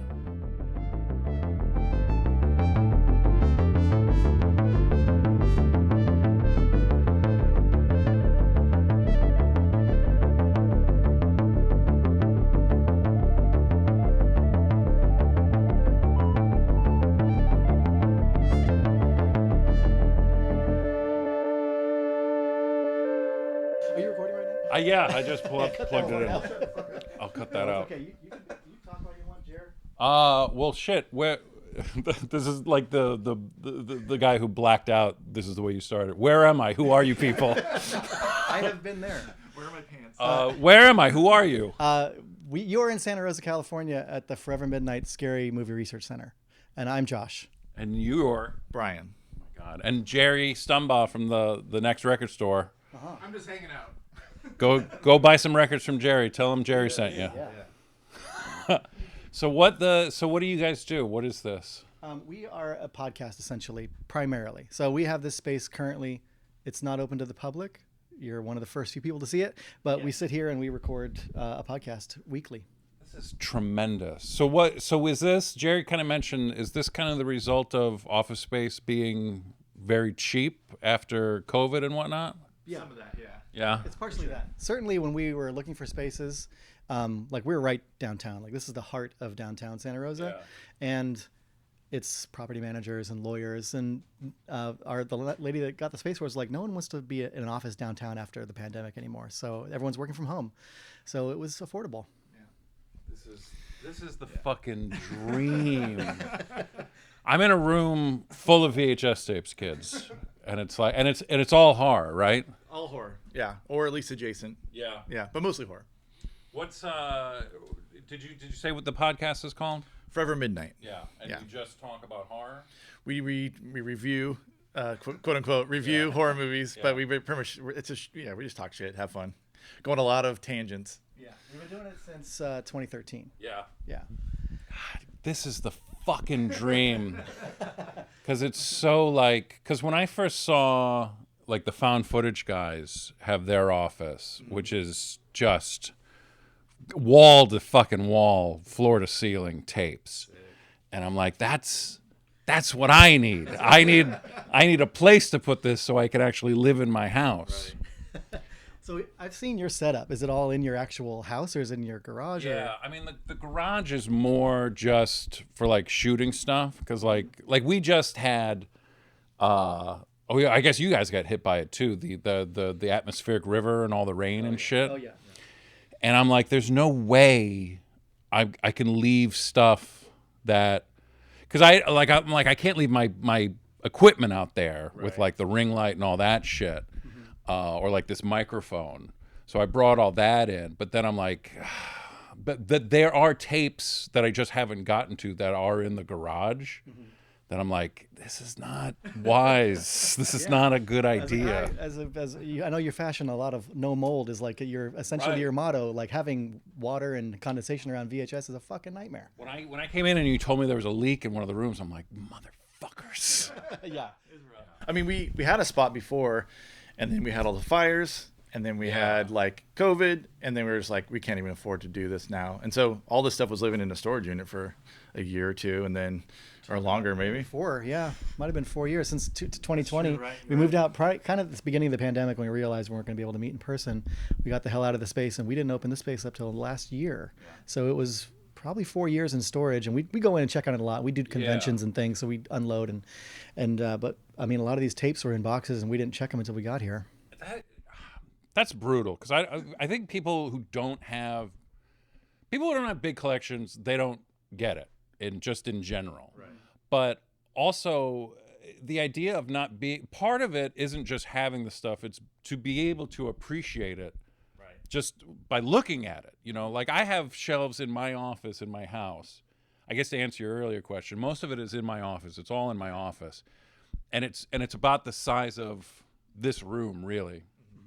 And I have bookcases that are like 3 rows deep, which I hate, because I'm like, I can't see it. Yeah. Like These, right? These are custom. We did. Yeah, we built these. I built the ones that look like this. I built these out of plywood, and then and actually we thought we had more shelves, but when the pandemic happened, our third partner Jeff over and took those 2 corner shelves home and put them in his house. So he cherry picked the best VHS to have on display at his house. So they were being appreciated visually for like at least that whole time. And then we're kind of reluctant to give them up too.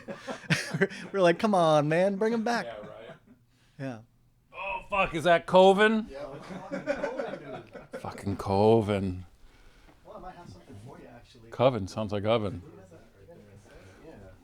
Which is this? You can have this. Oh, fuck off. Thank you. This is the soundtrack, right? Soundtrack to Coven, yeah. That's so sweet. Thank you. What were, because I know Mark did a couple releases of this. Which one is this? Is this from 97? Do we know? I don't think it's. We got that from him. Yeah, he gave it to us, but probably I think he keeps them in print. So it's not a first edition, I'm pretty sure. Yeah, he'll like once in a while he'll put some up on his website and just be like, because this looks slightly different than the one I have. Yeah, we did a soundtrack for Coven, like a vinyl release with him. Really? And obviously with Patrick Nedesheim that did the music years ago, but we collaborated and actually put the record out and stuff, and so we kind of have like a little relationship with him now, and so he like gave us that, and like he's been out here before for, we like for Hen House did like a thing at the movie theater and brought him out and stuff. It was really cool. Well, we actually, Brian and I and Jeff made a short film in 2019, and to celebrate the release of that, and also a beer that we collaborated on with a brewery we work with, Hen House, we invited Mark out to show Coven in the sandwich between our tiny short film on a big screen and Haxan, Witchcraft Through the Ages. Oh, yeah. Wow. What cut of Haxan was it? Was the it one with William Burroughs, the one I like the most. Yeah. Oh, that's great. One. I'll tell you those like the silent films that are like all colorized, like the original colorization where they're all like, this scene's pink, this scene, and there's no audio. I'm not the biggest fan. Like the Burroughs version is the one I love. Yeah. It's cut perfectly, and it's black and white, beautiful black and white. Beautiful on the huge screen. Oh, it's so great. Yeah. That's one of Mark's favorites too. So we joined forces for that one. What's the is it Metropolis where there's like the one with 80s music? Oh yeah. Yeah. What? They're doing like synthwave ones too. I've been seeing now like Metropolis, Dracula, all these other old like silent films, and they're putting like these cool like synthwave kind of tracks they're making for them. Dracula one, right? Yeah. I've been seeing them streaming. They're I think on like Tubi and other weird things, but it's like synthwave, Nosferatu, and I'm like, what the? Yeah, they're just weird, you know. I'm into it. There was a band called Clubfoot Orchestra from here for years, for San Francisco band, and they were on Ralph Records, and they were really a cool band. They were mostly like, I'm not going to say symphonic, but horns but it had some jazz. They were like a jazz band essentially. But they did the soundtracks for Caligari. They did Pandora's Box. They did Nosferatu, and like live, all in the Castro mostly, and at the Raven in Healdsburg up here too. Cool. So I love seeing that. But and especially that score. Who is it? Is it Jean-Michel Jarre? Oh, who is it? It's the violinist who did Haxan. Jerry, record store guy. Who is it? So I was too busy looking at the walls. I wasn't paying attention. I was looking at videos. But yeah, the violin score. That's like the jazz score in Burroughs' narration it couldn't be better. Isn't there like a more modern like version that with Burroughs still, but with the music's like more, What is it? I think it might be the one I'm thinking with Okay, Burroughs. that one Yeah, is, it's like a jazz violinist. Like I wish I could remember offhand, but Jerry, you want to see something? I do. You're the record store guy. Do you know what this is? Driller? I don't know Driller. This is a porno version of the Thriller music video. Oh, I am not surprised these guys have it. we also have the soundtrack. Yeah. Oh my God. This is, who did this release? Horror Boobs video. The Wild Eye Releasings. Boobs Volume 1 and 2 over here.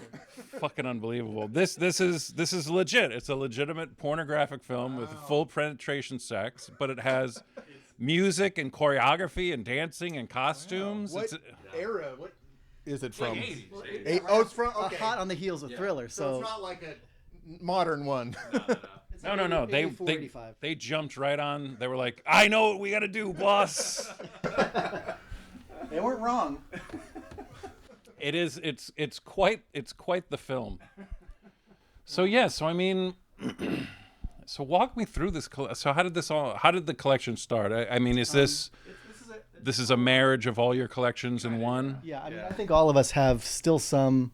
I don't know if I have any more at my house. I think I've brought my whole collection Everything in. here, but mine is here too. Yeah. And I think Jeff still has some at his house on display because he's got Not kind sharing. He's Selfish Jeff. I think I just mentioned the other day. He's like, "Oh no, I have that one. It's just at my house." I'm like, "What do you mean it's at your house? What do we have this place for?" But yeah, it's a combination of all of our collections over the years, and then actually Jeff kind of had the bounty when the old accountant at the place where Jeff works used to bought an entire horror section of a video store back. Shut up. Like up in Cottonwood, so we're hours and hours north in the middle of nowhere, and that's where things like Body Shop, where all the things that have an F, these ones, boxes all these white boxes came from there, and it's kind of they're just wild. What was the name of the video store? Do we know? Let's see if it's on any of these. Body Shop. I can open these? Yeah. I don't even see. Yeah, there's no oh wait. No, just the warning. This is a protective label. Yeah, it doesn't have the name of the video store on it.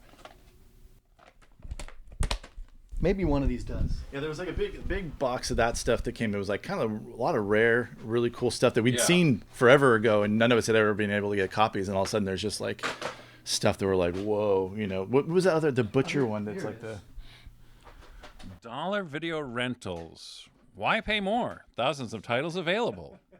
No address, but you said it was what, Cottonwood? I believe it was in Cottonwood, yeah. Or somewhere way north, way north in California. Oh, there's Lunch Meat. This guy said Lunch Meat. Oh, Lunch Meat. I just talked to Josh not too long ago. Cool. Yeah, just all the stuff that we'd always wanted to own, and all of a sudden we did. Yeah. And then we still are. I mean, these are all just came in recently, so we haven't filed any of these yet. People always give us because they know that we collect, so Isn't that the best? Yeah. Because once the world became aware that I was collecting VHS tapes, it was great. I don't want to throw these away, but I cannot keep them anymore. So now they are yours. We want to make a donation. Yeah, it's cool. I mean, if in the other room over here, there's a whole other rack of kind of doubles for us and things like that eventually we'll probably be selling. And the duplicates are in here. In there. So we're gonna rent rent DVDs and then sell VHS. Out of here. Out of here. Yeah. You're gonna rent them out of here? Yeah. How are you gonna do that? People come by like a regular store? Yeah, we're gonna be open probably eventually to a point maybe a couple days a week or something, or by appointment. Started that way at first. Yeah. No one's renting tapes in Sonoma County anymore, so we're or movies for that matter. So we were let's do it. There's a really cool spot in Burbank called Be Kind Video. I was just telling Jerry about them. Yeah. So I've been there a few times, got some rad tapes from him, but that was kind of oh yeah, people are still interested in this stuff we are, but there's just no one doing it. Yeah, and it's people who, I mean, it's getting worse and worse. With this Netflix deal, and then with Warner, I think people are going to get more and more turned off by the streamers, and especially young people are just no, this is much cooler. Yeah. Did you just touch the chainsaw, Jerry? That was part of the Chainsaw Museum that'll be happening also. Yeah. And these are for sale, these tapes? Yeah, I mean, we have to go through and make sure that everything, like we have like the good copy, the good cover. If there's variants, we probably want to keep both of them. But like most of the stuff is doubles of what we have in there, and so or triples or things like that. We have 15 Hellraisers, like things like that. So we were just like want to make sure that we have like the good copy, and then anything else, then we'll start kind of like going through and pricing stuff to sell. So. Yeah, because because I am looking at like the Friday the 13th. Like I know for a fact that's a bad copy. That is. What is it? It's called Gateway. The Gateway cut. Is that the bad looking? Yes. Really? Yeah. Those are the bad ones. Yeah. No. Yeah, I see. Yeah. But like the Killer Clowns, the midnight movies, VHS. That might be coming home with me. Are you guys open for business already? Could be. We'll make a deal. Holy shit! I didn't even see this fucking magazine rack full of Fangoria and Gore Zone in the back. Oh my god! Yeah, there's a ton in there that kind of like this is just our personal collections again that we've been amassing. Brian just brought back a ton, so like. We bought like a huge box of like from this dude off of Craigslist. Like I met him in a parking lot and he just gave me all his Fangorias, but I was stoked. And I mean, we're going to probably keep a lot of them, but we're also going to start moving stuff too. We need to, pay the bills. Fucking Craigslist. That is, I forgot about that. Yeah. Because I was saying to Jared before, I'm like, because there was a trade magazine just called Video Store Magazine. And I've just been trying to track down, I've maybe found one copy from like 85, a couple from like 2000. But then there was Video Magazine, there was like Video Review, there's a bunch of different things. But like, I'm like, surely at some point I am going to come across that dude on Craigslist, somebody with a box, my granddad ran a video store. Just stacks of them, right? It's coming. The day is coming. I know. Well, that happened. This shows kind of what my old boss at our record store thought of me when someone came into the record store when Jerry and I worked together there and was like, "Hey, do you want every Playboy magazine from 1960 to 1989?" And I was like, I do. I need that actually. I don't know why. And they're all in this closet over here. Well, that's how Charles Band got. I mean, his dad was a director and stuff, and he learned about the business. But that was. He accredits his first big like break in running his own business was he saw an ad for every New York Times from like 1910 to like 1950 or whatever. And he's like, I have to have that. And he somehow scraped together the money. He bought all the New York Times. And then he's like, what the fuck am I going to do with all this? Why did I do that? So he started.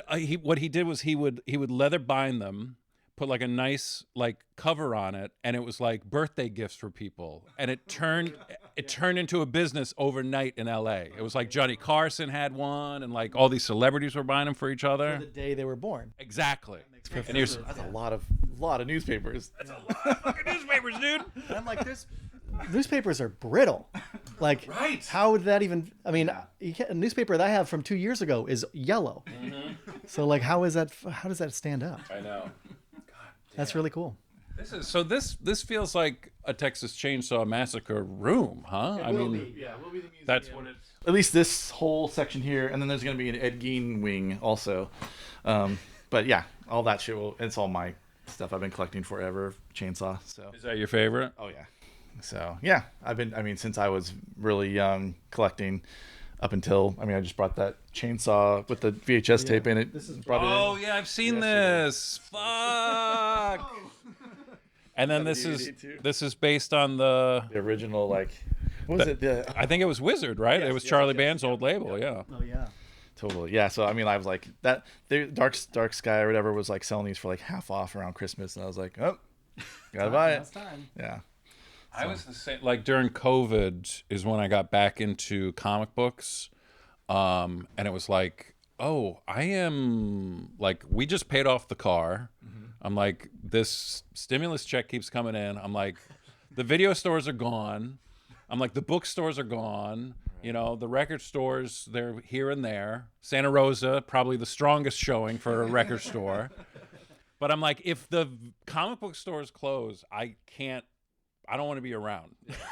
So I was like driving around LA just buying Amazing Spider-Man back issues for dirt, because it was just everything's on, and because people were selling their collections. Right. You know? The end of the world was happening. So. The end of the world was happening. Yeah, now's the time to unload your shit. Yeah. Yeah. I think, are you a TV guide guy? Do you collect any TV guides? No, but you guys know Ken Reed? I don't know Ken Reed. Very funny guy. He's got a great podcast called The TV Guidance Counselor. He's got a huge. He's one of us. He's got a huge TV guide collection. I don't have a big collection, but every time I see him, I pick him up, and you just learn so much from what was on every day, all day. And it got me on a kick of seeing, like, I got the ones from the 80s, and there was when The Day After premiered, and I'm like, oh wait, that's right, that was a big deal. Turns out it was like the biggest TV. It was the biggest TV thing that ever was. Like, it's literally still the biggest TV movie that has ever been on TV.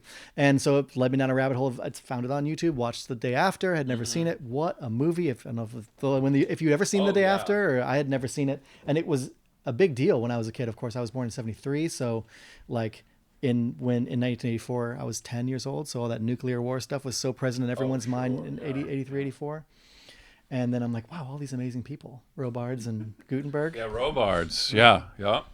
And but then there's a good friend of ours, another one of us, Tim Kasher in Los Angeles, filmmaker, musician, and he had just watched a documentary about. I think it's called A Special Television Event, and it's about The Day After, and it just came out. Wow. So he had recommended that to me, which I have yet to watch. But you go down that hole where you're like, okay, I found this in a TV guide. It sent me on a mission, A journey, and not to mention all the other shows that were pilots, maybe 3 or 4 episodes, and then gone, that you see with all these amazing actors in them. Oh, yeah, and then and you can find those too. I got on another kick where I was like, okay, I'm looking at the TV guides. I'm like, oh, what the fuck is this? John Stamos and Jamie Gertz in a musical television show called Dreams? What the fuck is this? What the fuck is this? You know what? I did find at one point there is a book. I think it's called like Santa Claus, Robots, and Satan, something like that. But it's just listings of made-for-TV movies. Yeah, it's amazing. But this is even a TV series. Like so that one I found a soundtrack to Dreams. It turns out they were like, I got it. I got a show. There's going to be a band called Dreams, and the band called Dreams like, yo, we're already called Dreams, and they're like, we're gonna buy your fucking. Turns out we're gonna buy your band name. We're gonna buy you out of your band's name, and that was the band Extreme. It turns out. Really? They were called Dreams. Yeah. Anyway, it's a great show. It's got a good soundtrack. It lost the laugh track. No, did they get a laugh track? I think they got a laugh track after the first episode. And another show was Werewolf. Is that what it's called? Oh, right. We were talking about Werewolf. There's a show called Werewolf. It was a full werewolf television show. It was like modeled after American Werewolf. Rick Baker did the costume. Oh, okay. Yeah. Seen it, but now because we know that. It's like a mixture of the Hulk and American Werewolf, because the guy he has to take off looking for his original. Yeah. He's got to find. Fuck! Yeah. That's a great premise for a show. It's great. It's a great show. He wolfs out in a different city each episode. Every time he wolfs out in a different city, and he's chasing Chuck Connors, who's the guy that turned him. Dude, it's the Fugitive. It's the Incredible Hulk. Yeah, it is. It's what? Yeah, and the guys can't act for shit. This actor is so bad. Oh my! But he wakes up naked everywhere. It's great. Yep. It's great. Dude. You'd recognize a lot of actors in it if you were to see it. Yeah, but it's all on YouTube too. That's one of the things that bums me out, like watching old episodes of Chips or anything, where you're like, this was a spot for actors to constantly be working and just doing I'm on the Hulk this week. Right. I got a conflict. Yeah. Everyone is on Love Boat. Right. Fantasy Island everyone's on there. Just watching a Love Boat. Marion Ross shows up on it. I'm just like, fucking Mrs. Cunningham. Yes. Yeah.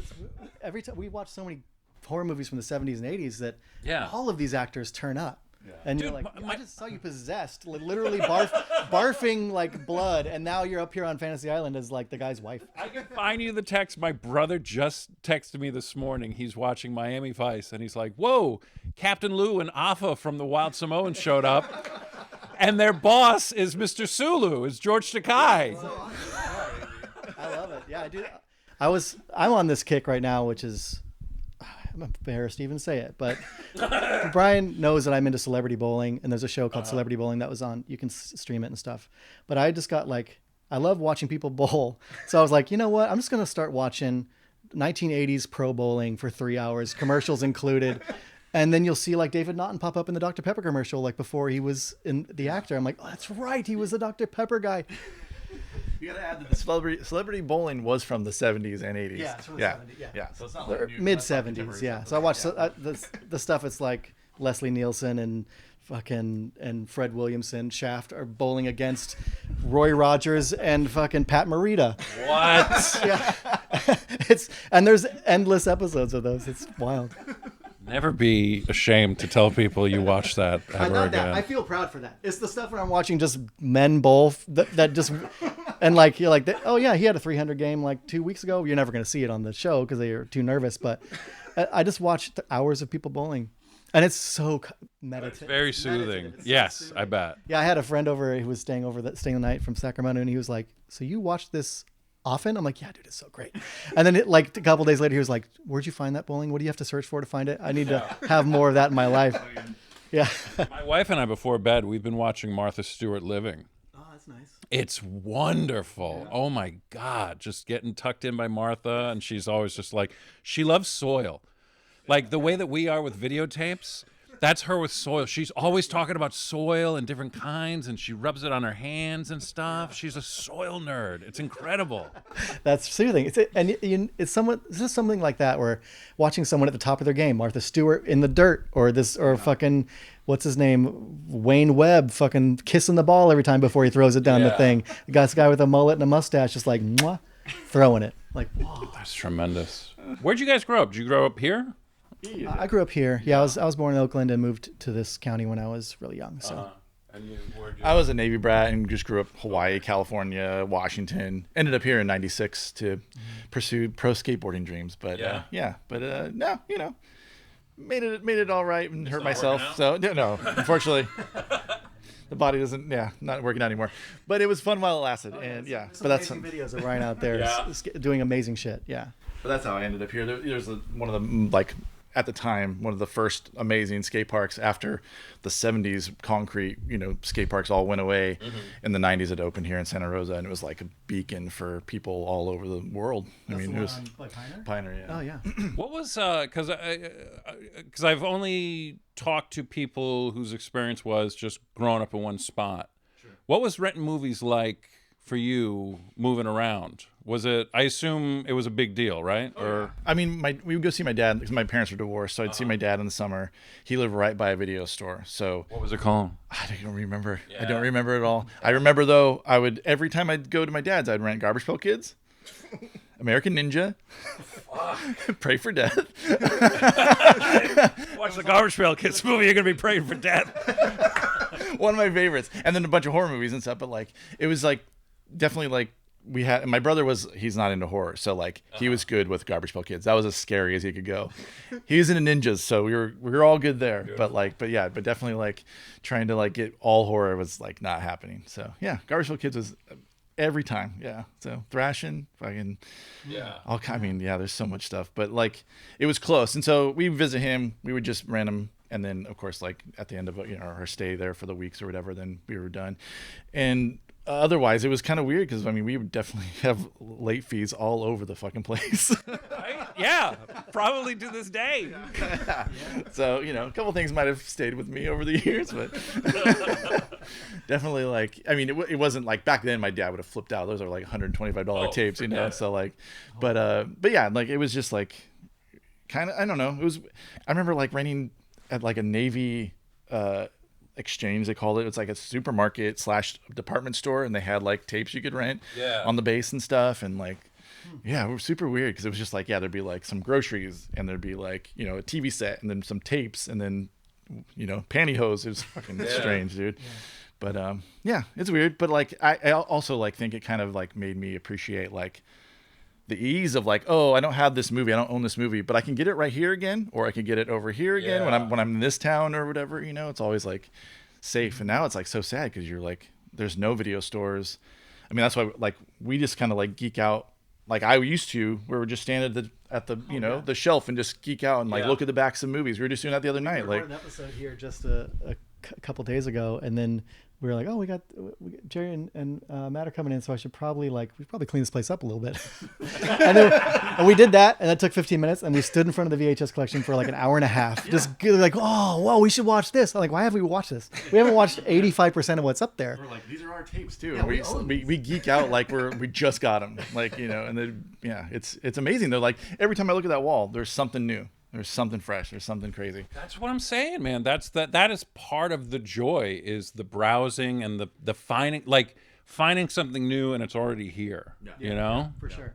Yeah, there's plenty of that, and it's really like we have all these to go through eventually, which is. Well, I trip out when I was young, like I would see something horrifying on the back of a VHS, like a monster, a death scene, something like that. It would live in my head, and so I imagined what this whole movie was, and then couldn't find those tapes, and we couldn't watch them, and then now we're doing this podcast, and we're going through movies over the years, and finding these movies again, and being like, whoa, I wish I could go back to where it was just in my head, because that movie stunk, and that monster was in it for 3 seconds, and I thought it was going to be this whole movie about this thing, and it's I do that all the time. I'll have seen something since I was a kid at Rayleigh's here in town. I'm like, oh, there's all the VHS, all the horror where it's down at the bottom for some reason, so kids could all just it's like the cigarette ads. Exactly. Why? And it was just the scariest movies I was ever going to see, like Zombie, like all those are like right there. And there was a kind where you take a little tag off of a hook and you take that up, and then you get the tape from the guy. But I remember just seeing those and finally seeing the movie. We did that with this movie Spasms, which I was so dying to see for so long. And we finally watched it, and I was like, oh, I don't want to spoil it, but it's not. It's a snake movie. Why is it a snake movie? I thought it was going to be this supernatural. There's all these lumpy people all over it. There's a whole story we tell on the podcast. It's too embarrassing to even recall, but I thought it was going to be something very different than it was. And now when you watch it, you're like, I can't get it back. Yeah. You have that one here? Spasms? I have it right here. I'm looking at it, actually. We have a couple. So these are the doubles. Yeah, here's a copy of Spasms. Now tell me what you think. I might. Yeah, I mean, there's a naked chick screaming in the shower. Once you see it, you'll feel it for the rest of your life. What could it be? And then underneath it is a lumpy dude. Yep. Yeah. Spasms, and then it's just snakes. It's a snake. It's a single snake. It's Oliver Reed is in it. It's a single snake. I told Peter Fonda. I was telling someone that I had seen it. I saw this in the store. I'm like, have you seen this? As a kid, I was a child. Yeah. And I was lying when I told him this. I was like, oh yeah, I've seen this. This girl, her boobs turn into cubes. What? That's exactly what my friend said. He said, what? And I said, I knew we were never going to watch it together. I was like, yeah, that happens. And I couldn't back out. I'm like, I lied. I said it. I don't know why I said it. That's what I had in my head. And when I said it out loud, I'm like, is that the weirdest thing I could have imagined was going to happen? Because his face turned into a lump. Why not those into cubes? Yeah. They're already lumps. That's a stupid thing to imagine. But yeah, and we were putting this poster up in the old space on Pioneer. I have a poster of it too, which we can't find in the move. But I was putting it up. I'm like, you know what? I've never seen this movie. And once I told a guy I know that the girl's boobs turn into cubes, and Brian goes, what? I said, I don't even know why I said it, but I said it. And we need to watch this movie, because I was like, are we posers for putting up a poster for a movie we haven't seen? Yes. And we immediately watched the movie and did an episode on it before anyone saw the poster up. So no one knows that we're posers. It's about a snake.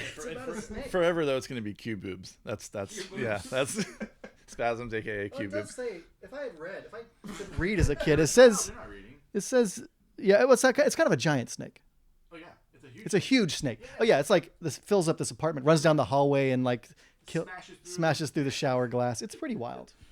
It's worth watching. Doesn't Oliver Reed go to toe to toe with it at the end? Yeah, he goes in a full mind meld with a snake and has a hunting knife. And what year is this? Like 70s? Is Oliver Reed out of his fucking mind in this? Oh yeah.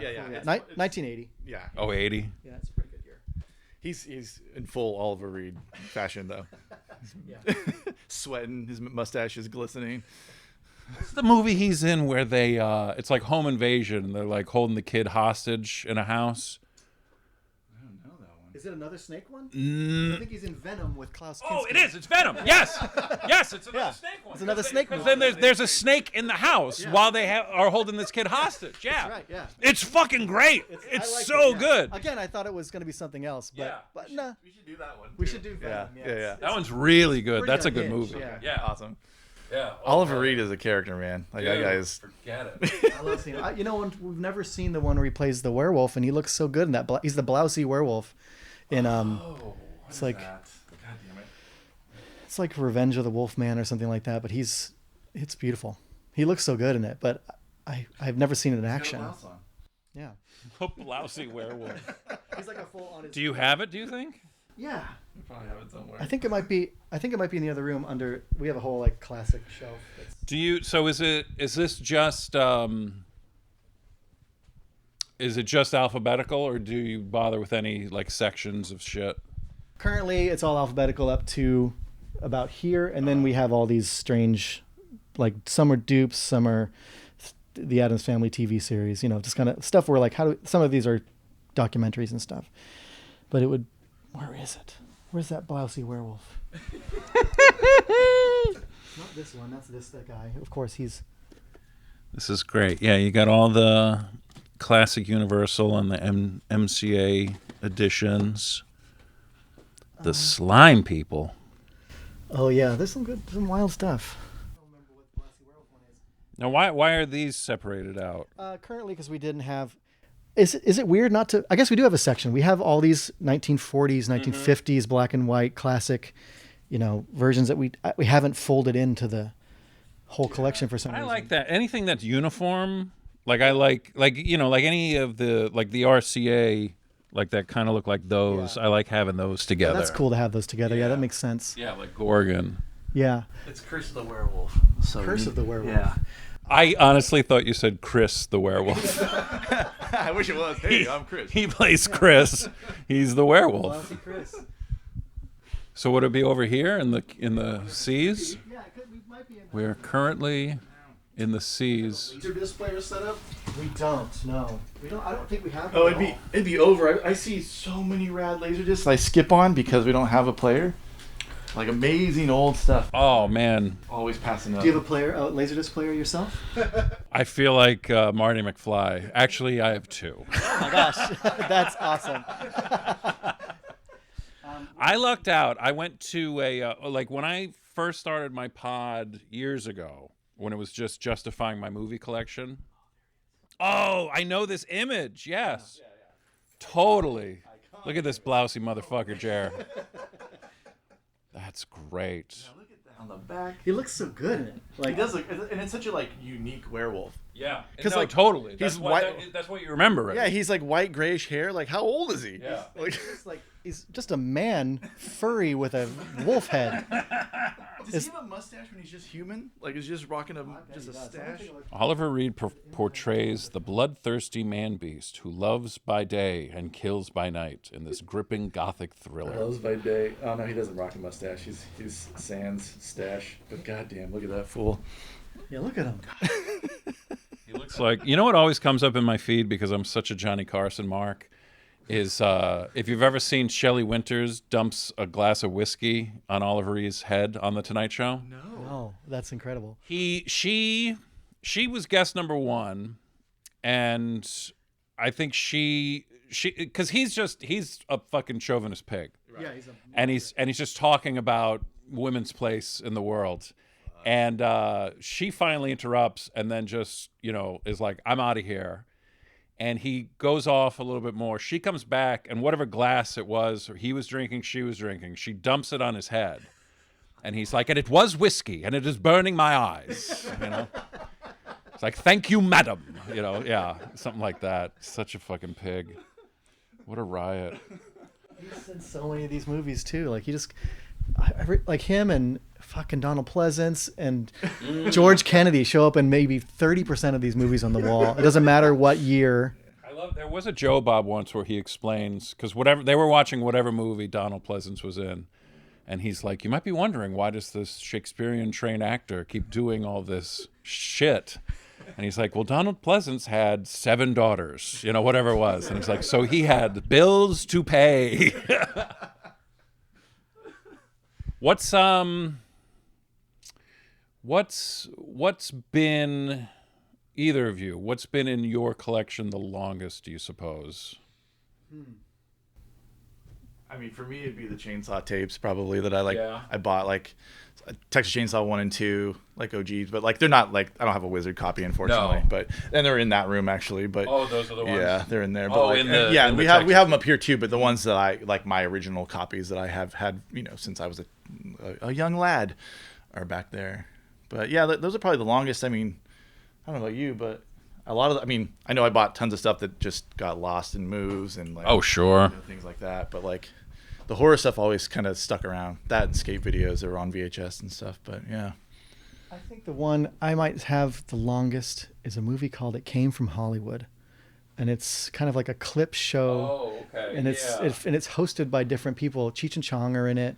And they host, and they're like, You know, the horror host. yeah, exactly. But it's like when I was really young, we couldn't afford a VCR of our own, and we knew this family that had Lower More Mighty McFly. They had 2 of them. Yeah. And but they had like a spare VCR. They had the big clunky Magnavox top loader that they lent us with the channel turners on the front, and then a bunch of tapes that they had watched too many times. And It Came from Hollywood is one of those.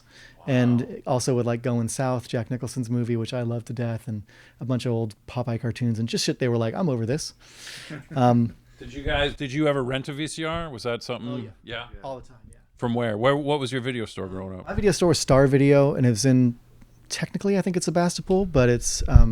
Is it? Hold on. I think was that a chain, or was that There just were maybe local? a couple around here, but Star Video was on Highway 116 as you're heading from Petaluma towards Sebastopol. Did they have another one that was right down there by where Acre Coffee is, or Acre? There was definitely one in Santa Rosa too. Oh, okay. Yeah. Star Was there a Star Video? Yeah. I think That? Did it look like that? Yep. Yeah, it looks like it. Holy But shit, no, you wait, I got don't think... I don't know if it was that. That's 818? I don't know. Maybe they were Well, no. far-reaching. I mean, this was one when I moved to Van Nuys. There was a Star Video, and I was like, oh, we're joining. Yeah. And yeah, these are all my. Dude, that's amazing. That's Yeah. incredible. You have all these video cards in your wallet. My got wife my just found her Hollywood. Blockbuster card the other day. Oh yeah, I got mine. That's amazing. That's You know, incredible. the Video Droid promotion. The Video Droid production. There was a local shop called Video Droid, and you know they were locally owned, and we're not thrilled about Blockbuster moving in. So if you came in with your Blockbuster card and cut it up, you got to rent like 3 free movies. Shut up. They had a jar on the counter of cut up Blockbuster cards. It was cool. This was here in Santa Rosa. Yeah. I did it all the time. I would actually go to Blockbuster and go get another membership and then bring it to Video Droid and get 3 free movies. Shut the fuck up. It was, Oh, I so love I was taking this. advantage of both. Of the independent company that shut down, and I bought all their tapes for $1. Are there any Video Droid tapes here? Do you think? Definitely. There but, must yeah. be. I don't. And we I wish we had them. I know we still see them all the time in the wild too. I'll see Video Droid tapes, but yeah, we definitely have them. A lot of them would have the tape. Yeah. Because I love like cool stuff on video, obviously, but then if I can find stuff taped off TV, that's my favorite. And then anything with the stickers, Totally. is the fucking coolest. No, this is Eastman Video. Oh, that's from Eastman. Where was that? What was Eastman? Petaluma Video Store. Yeah. Yeah, I think this might have been a copy I got. I must have got it later. Maybe we returned the version that I had as a kid, and I got this one later. But Eastman was definitely like late 80s through the 90s. I love how Petaluma. unassuming it came from Hollywood and just plain text on the side, nothing. But yeah, it's all the SNL cast do it, like hosting these like old horror movie and science fiction things. I love it still. I transferred it to a DVD once when I was a member of the community access video place, and I had a couple of these. I did that with Schlock. Is it Schlock? Yeah. That's the John Landis movie, right? Yeah, so I transferred it to a DVD before it was ever. I don't know if it's ever been released, but that's homemade. Oh, there's box office video sticker on this one. Yeah. You know what? I think. Did Kino do a Blu-ray of that? Of Schlock? Maybe. Somebody might have. That's great. Yeah. Are you familiar with this one? What do we got? Anguish? This is one of our favorites. I don't know Anguish. Zelda Rubinstein and Michael Lerner. Michael Lerner, yeah. It's a very strange one. It's the 80s. It's one of those, like, you're watching a horror film you're in a movie theater watching people in a movie theater watching a movie, which we also love. It's a wild psychedelic horror film. It's really great. This is, for those of you listening, Zelda Rubinstein is the medium from Poltergeist. Yeah. Huh. No, I don't know this. Wow. Recommend it. Okay. We have a tape of it too. Anchor Bay, huh? Oh, a nice key video. Yeah. You know what's so funny is the design, like it looks like High Anxiety. It does. Yeah, the Mel Brooks. Last time one of my friends came, wow, that's insane. Look at that. Warning, contains scenes of powerful hypnosis, shocking crimes, and unrelenting terror. Wow. Oh, okay. I got to get into this. 1986, huh? It's wonderful. Written and directed by Biggest Luna. What do we know about Biggest? Biggest Dickus? Biggest Dickus's cousin. I think it might be Spanish. I think it might have been a Spanish production, but it's. There's something magical about like some of these foreign guys that would come over and make either a comedy or a horror movie, and just there's this lost in translation that is just miraculous, you know? I think that's what we experienced watching this too. Of course it's all American actors, and I think it might have been shot in LA, but it's the sensibility of this really psychedelic Spanish horror writer. This it's like stories within stories, and you don't know you kind of lose track of where you are in it. It's really great. It's tremendous. It's like supposedly known to like cause like people to like get sick and stuff, like get nauseous, get like tripped out and stuff. Like it's one of those ones where like there's a lot of like motion sickness in it. Yeah, like people and like part of it takes place in like it's a lot of it, although we don't know that, but it's in the movie theater. We've always talked about like if we do like something we get sometimes a chance to like curate films at the movie theater here. We're like, oh, that would be a great one to like show in the movie theater, like actually like, but people might get sick. Barf bags with the podcast logo on it. Yeah. We can't seem to find any distributor that has it. So the theaters that do things legitimately can't screen it with us, but we got to find the off-brand aftermarket theater that wants to throw it on for us. I mean, I actually, like, my son played Little League, which then I came to find out one of the other dads, we got together for lunch. He owns Anchor Bay now as just a distribution label. Yeah. Well, it was William Lustig's for a long time, wasn't it? And he might have worked for him. Like it was like a Next Record Store situation. He worked for the guy and then like bought it. And was it Blue Underground? Blue Underground. Oh, Blue Underground is what William Lustig. I think he was Anchor Bay before. At least he worked there, but. I mean, it's one of these things where like the chain of like it was Video Treasures, then it was Anchor Bay, and then it was so now he owns that in name, but he was kind of asking me about like, acquiring movies or like if I had any recommendations, and I was like, oh, well, there's this movie Pulse Beat that it's about aerobics in the 80s, and I'm like, and again, it's totally what we're talking about. Like clearly there was someone from not the United States came in, had money, shot a movie that's god awful. What's it called again? Pulse Beat. Pulse Beat. Yeah. Oh, so like actually the guy who's in one word or 2 words. One word. That's the way I like it. The guy who's in Elvira, Mistress of the Dark, who's kind of the hunk in that. Okay. In the clip where she like, how's your head? I've no complaints. Never had any complaints. That's him. Oh shit!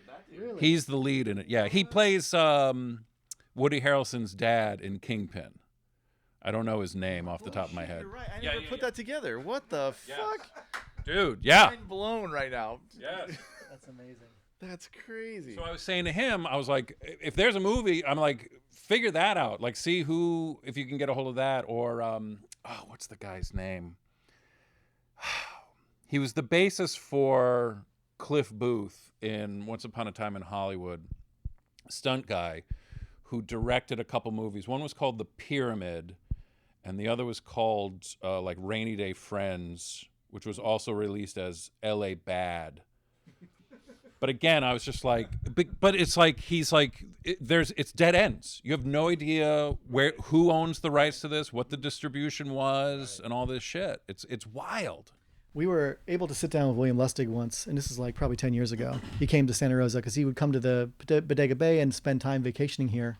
And we took him to dinner and stuff. And he was such an amazing guy to talk to. And that dinner was like having dinner with a mob boss. It was the craziest. Like the full on, like it was a napkin in like this, and he like had a big turkey spread. Like it was a full on. It wasn't Thanksgiving time. It was just they had that. He got it. A turkey steak? Like a turkey. It was like a Thanksgiving Oh, dinner. yeah, like but in the middle, whatever it was, like the middle of summer, and he just sat down. He said, "Where can I get dinner?" And we said, we can take you to this place, Willie Bird's, where we used to go all the time. Had a great bar and stuff, and there was nothing Brian could eat, maybe fries because he's vegan. And he was like, I just need to have a nice big dinner. And we're like, okay, we'll take you. Wow. Sat down with him for he took him an hour to finish the dinner. Yeah, it was amazing. I'm like, I wish I had a photo of that because it looked like us three nerds like sitting with like a mob kingpin. Yeah.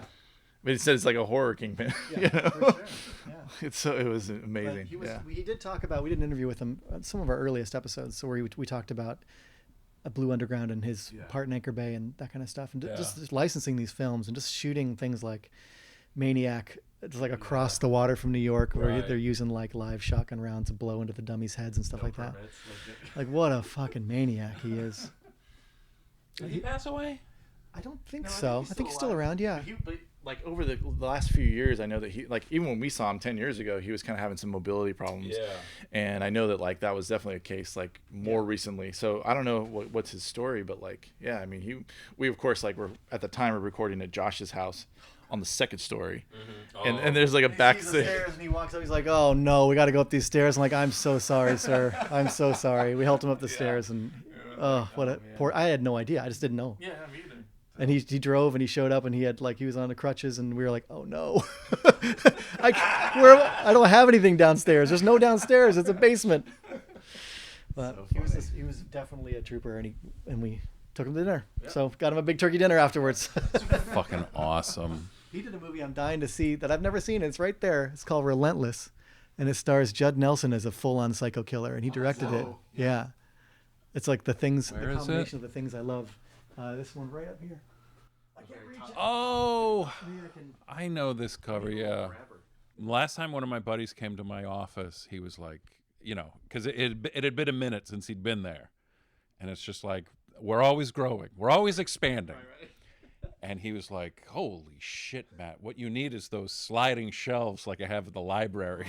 Right. You have your 3 rows back, but you'd be able to see them and stuff. Right? Hold my hands. This is precarious. Yeah, it is. Relentless. Judd Nelson, Robert Loggia. Kind of obsessed with all of the Brat Pack's action movies afterwards, like Out of Bounds with Anthony Michael Hall and Blue City with Judd and Ali Sheedy. And this is one I haven't seen. I'm dying to see it.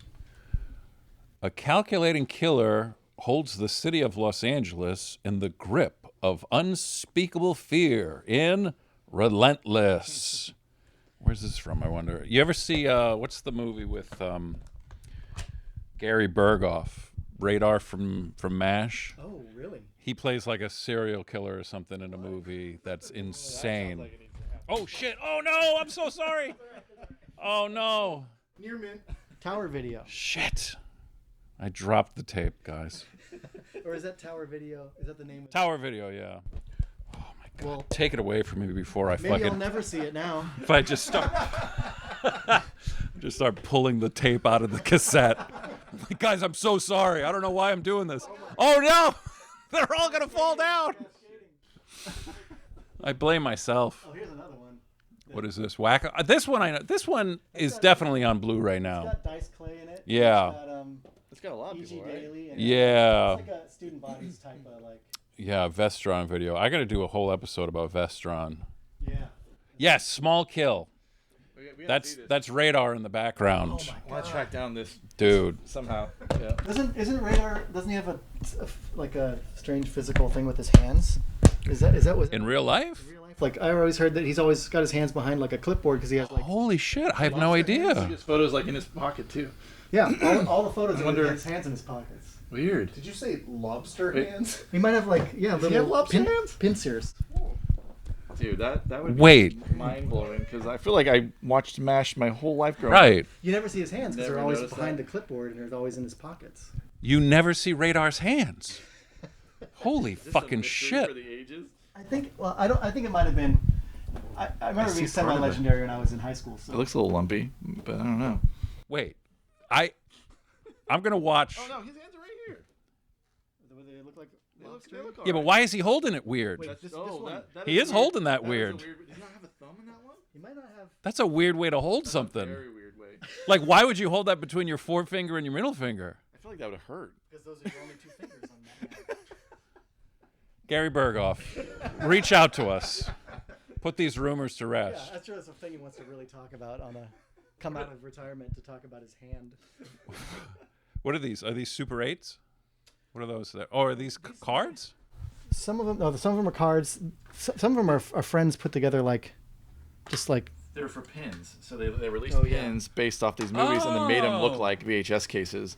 And so there'd be a pin in here, and then they were just like they were spending way too much time and money making really cool packaging, but like, of course, it fell to the wayside because like they couldn't really keep up with it all. But they're amazing, and like I have all the pins. Those are amazing. But like they definitely, oh yeah, look at this. This is Werewolves on Wheels, but it's in Germany, I think. German, I think. Was it Blutnacht des Teufels? Yeah, you nailed That's it. right? Cool. nailed it. I speak fluent werewolfian. Yeah, werewolf song. But listen, look at this. It's just got a big patch of fucking fur in here. Oh my god. I love it. It's like poking out this. Oh, this is I do beautiful. have some tapes that are that size somewhere. I have Desperately Seeking Susan from Japan on a small like high 8 video cassette. Really? Yeah, and I had a few of them. I had that one and maybe like I forget one with Tommy Lee Jones, but they're like you go to like a Yeah. Hard Off in Japan, those little like stores where they have a ton of laserdisc, ton of records, and then they have these videos that were on this format for a short while. I thought it was gonna be the next big thing. Well, yeah, they definitely try. I remember reading an article. They definitely tried for like a portable VHS, like a portable VCR. Yeah, but it was like now I got to rebuy Right, everything. Yeah. the format again. But I mean, yeah, you find those 100 yen shops, and you'll find like, when I saw the Desperately Seeking Susan, I'm like, I'll bring it home. It fits in my pocket. I'll never watch it. I've got no equipment to watch it on, but I want it. So and now it's buried in one of these boxes somewhere. What do we think is the worst movie you got here? Ooh, let me look under. That we've seen, or I mean, it can be. We assume this is going to be terrible. Naked Cannibal Campers. yeah, this one might be good for a few reasons, but not for the movie itself. This seems a little modern. It is. Modern. Oh, okay. This was I just saw it. some maniac in his backyard with Right. Grotesque. three. Grotesque is pretty bad.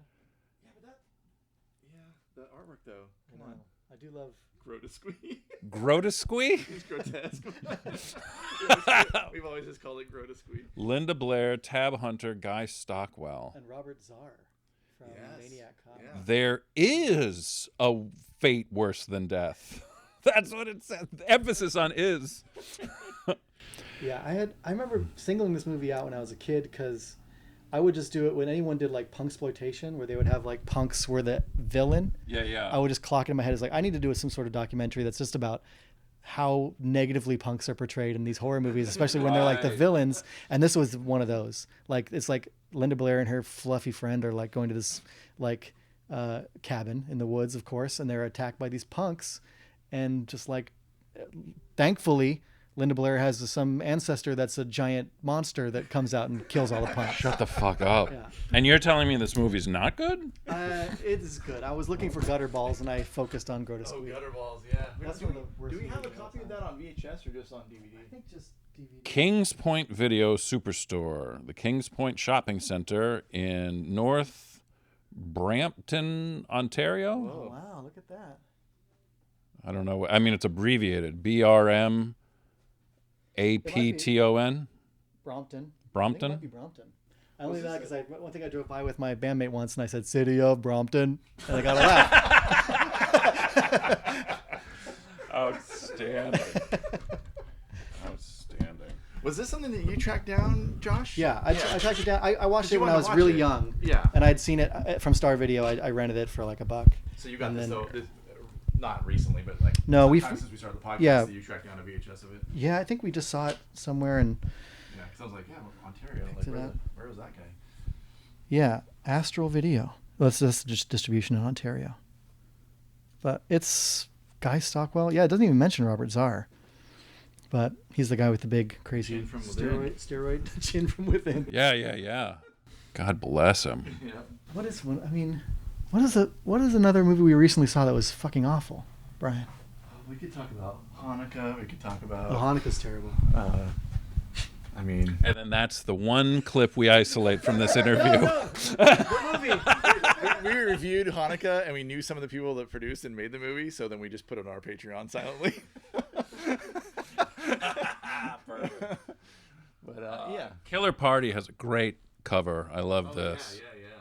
This is one I used to look at That's a great Totally. in the video store when I was a kid. I Like, always just what? love the color too. Like the color's so sick. I love the Key Video has beautiful cover art 'cause it's got that uniform, but they would change it up. Like sometimes it would be a different rainbow with a different. Like sometimes they would be white. Lots of times they'd be dark blue. So sick. Yeah. I like seeing this through your eyes, where I'm like, now what other Key Videos do we have? Because I have never really looked to see. Like because I love, what is that? The Hunger. I love the MGM United Artists big box. With a big flap. Yeah. Does it have an open, like a flap? Yeah, like these are. I think they called them book boxes. So cool. Yeah. We always talk about when you would see the big old porno boxes. You're like, is the tape bigger? Everything's bigger in porn. I'm dying to see Dr. Alien too. That's one I've never seen. Dr. Alien. Straight up at the top. It's straight up at the top. That's Dr. Alien. Yeah, what's her name? It's gosh damn it. What's her name? Judy Landers. Judy. Oh yeah, I recognize her. Who is that? She was on Love Boat and Fantasy Island Yeah, and Bombshell. Chips and Yeah, You right. needed like a little hottie. She has the cure for growing pains. Oh, it's a comedy. Yeah, I think it's a comedy. I do not think it's a horror film, but it's. There was an alien in it, so somehow that and boobs it landed up on the shelf. Judy Landers. Judy Landers. Oh, Armed and Dangerous. I remember being obsessed with her as a kid. When I figured, oh yeah, like What dude, show was she in? She was in some. She had a steady role in a show. I mean, it says Fantasy Island. I she don't was on a know. Knight Rider, some multiple episodes. Yeah, what the fuck was she in? We did just watch The Howling. Your Sister is a Werewolf, and that's a terrible movie. That was. What's her name? It's Donald Pleasance for sure. It's what's her nuggets? What's her nuggets? We're also aged men, so our brains don't work anymore. Not since Weird Science has any young man been asked to make such deep sacrifices. Whoa, she was Boom Boom on Happy Days. That's a good name for her. That's a good name. Boom, boom. Boom on Happy Days. Yeah. One episode, Boom Boom. I need to find Boom Boom's episode. Wow. Those later Happy Days are hard to find. Oh yeah, I've been wanting to kind of go down that rabbit hole, but I haven't. I tried once. I started from the top of Happy Days and started going through. I'm like, wow, Rock Around the Clock was the theme for the first season. And it is just American Graffiti, the show. Like, they didn't fuck around with, like, how much they're just biting American Graffiti. Sure. Yeah, you have to watch it for the love of just, I'm watching Happy Days. You know, like, I'm enjoying how stupid this is. It is a pretty stupid show. Yeah. But, like, it's those early ones are rough to get through because it is like, God, nothing's happening. Yeah. It's just like You'd be waiting the whole episode for Fonzie to bust in. You're like, come on, just show me Fonz. Yeah. Yeah. Rough. And then when Chachi's in the picture, you're like, this dude is from the 80s. Quite obviously. This is no longer the 50s. Yeah. I was just watching one the other day where Fonzie falls in love with a ghost. There's a They literally jumped the shark. there's a girl who's like, everybody's like, Fonzie, this girl's dead. We found this yearbook from 1951, you know?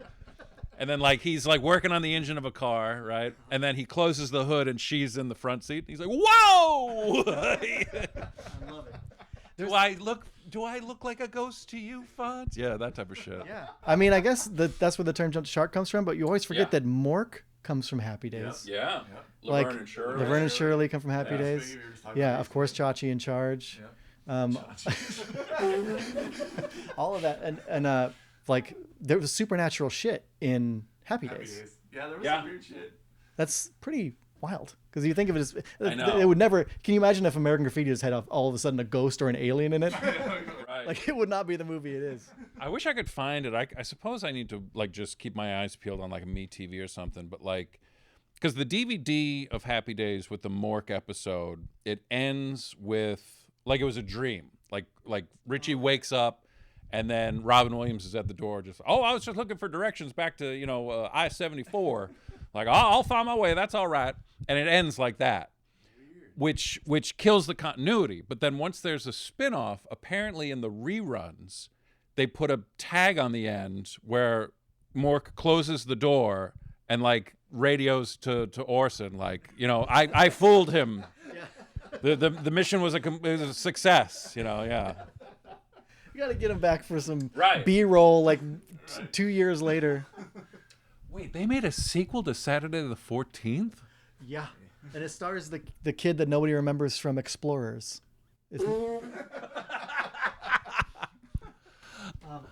Yeah, it's let's see if you could see him.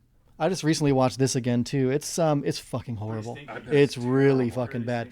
But it's got a song in it. There's like a vampiress in it she sings a song about being like the diet of a vampire. It's pretty wild. This is bold, the scariest comedy since Beetlejuice. Oh my god. Yeah, that's a good fucking kid. That's so Yeah, funny. he's the star, and he's getting a little. He's becoming Uggo. You know how it happens in post-puberty. Cute kid. Awkward years. This movie starts where the others chicken out. One hell of a party. God, what a shit show. That original one though, that's one I used to rent at my dad's. That was like one of those movies. Yeah, that was another one I used to look at because I would start in the comedy section and then walk around, and the comedies I was most interested in were Saturday anything that looked scary, but it was funny, so it wasn't scary. So like that, Ghost Fever with Sherman Helmsley, Private Eyes with Don Knotts. Don Knotts Ghost in the Mr. Chicken? Yeah. Okay. It's excellent. It's excellent. It's no Mr. Limpet, but it's pretty. No. Nice, yeah. And then also Hamburger the movie. I would always look at that box though, because I'm like, ooh, this is dirty. I can tell. You could tell. Those are movies I was watching at the gym, which is like kind of hard because I'd be like, well, I need to kill some time here, so I'm gonna get on the treadmill and watch a movie. And I was like, Hamburger, I never saw it. Let's watch it. And I was like, wait, never mind. Can't watch it with people on either side of me. But yeah, those are fun ones to tackle. Oh, fuck off! You got a Santo movie on VHS? Oh yeah.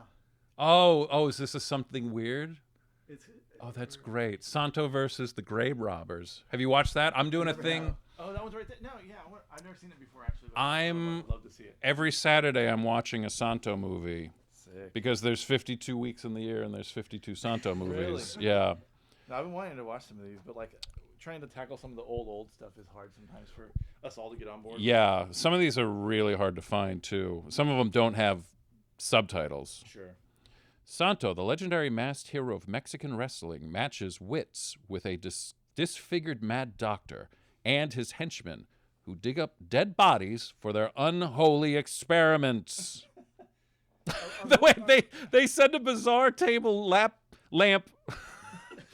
They send a bizarre table lamp to Santo's apartment that drives him crazy and kidnap a beautiful nightclub singer and her boyfriend. Fuck. Are most of his movies like supernatural horror stuff, or is it kind of all over the place? It's all over the place. Sometimes it's him fighting the mob. Sometimes it's like him helping, like, it's like a Western. Yeah. But predominantly, I would say it is like, Dracula and mummies and shit. The ones I've kind of just seen clips from have always been like horror related, but like I was curious if he has that many movies. I'm like, there's got to be some kind all of over the place. Yeah. Josh has to go to a show soon. We're getting close to nut cutting time. You guys were so generous. Thank you so much for letting me do this. What? Can I give this to you? What? You want to give this to I me? would love to. Yeah. I would Please. fucking love it. Are you Take it home shitting with me? Yeah, no, of course. If you're a fan, you know what's going on. You Yeah, guys. it's all yours. Thank you. Holy Catch it on shit. Tubi or something. Fuck yeah. Recesses of Tubi. You guys. Well, tell the kids where they can find you online. Well, let's see. ForeverMidnight.store is how to find us online, or any podcast place you can find podcasts. You can find Forever Midnight, and that's kind of the best place to find us. We have a Patreon as well. Or Instagram, yeah. And Instagram, Facebook, all those social media spots. Instagram we update the most often. Yeah. And then just anywhere you listen to podcasts. Tremendous. Thank you guys so much again. Pleasure. Thanks Hell for yeah. coming. Yeah.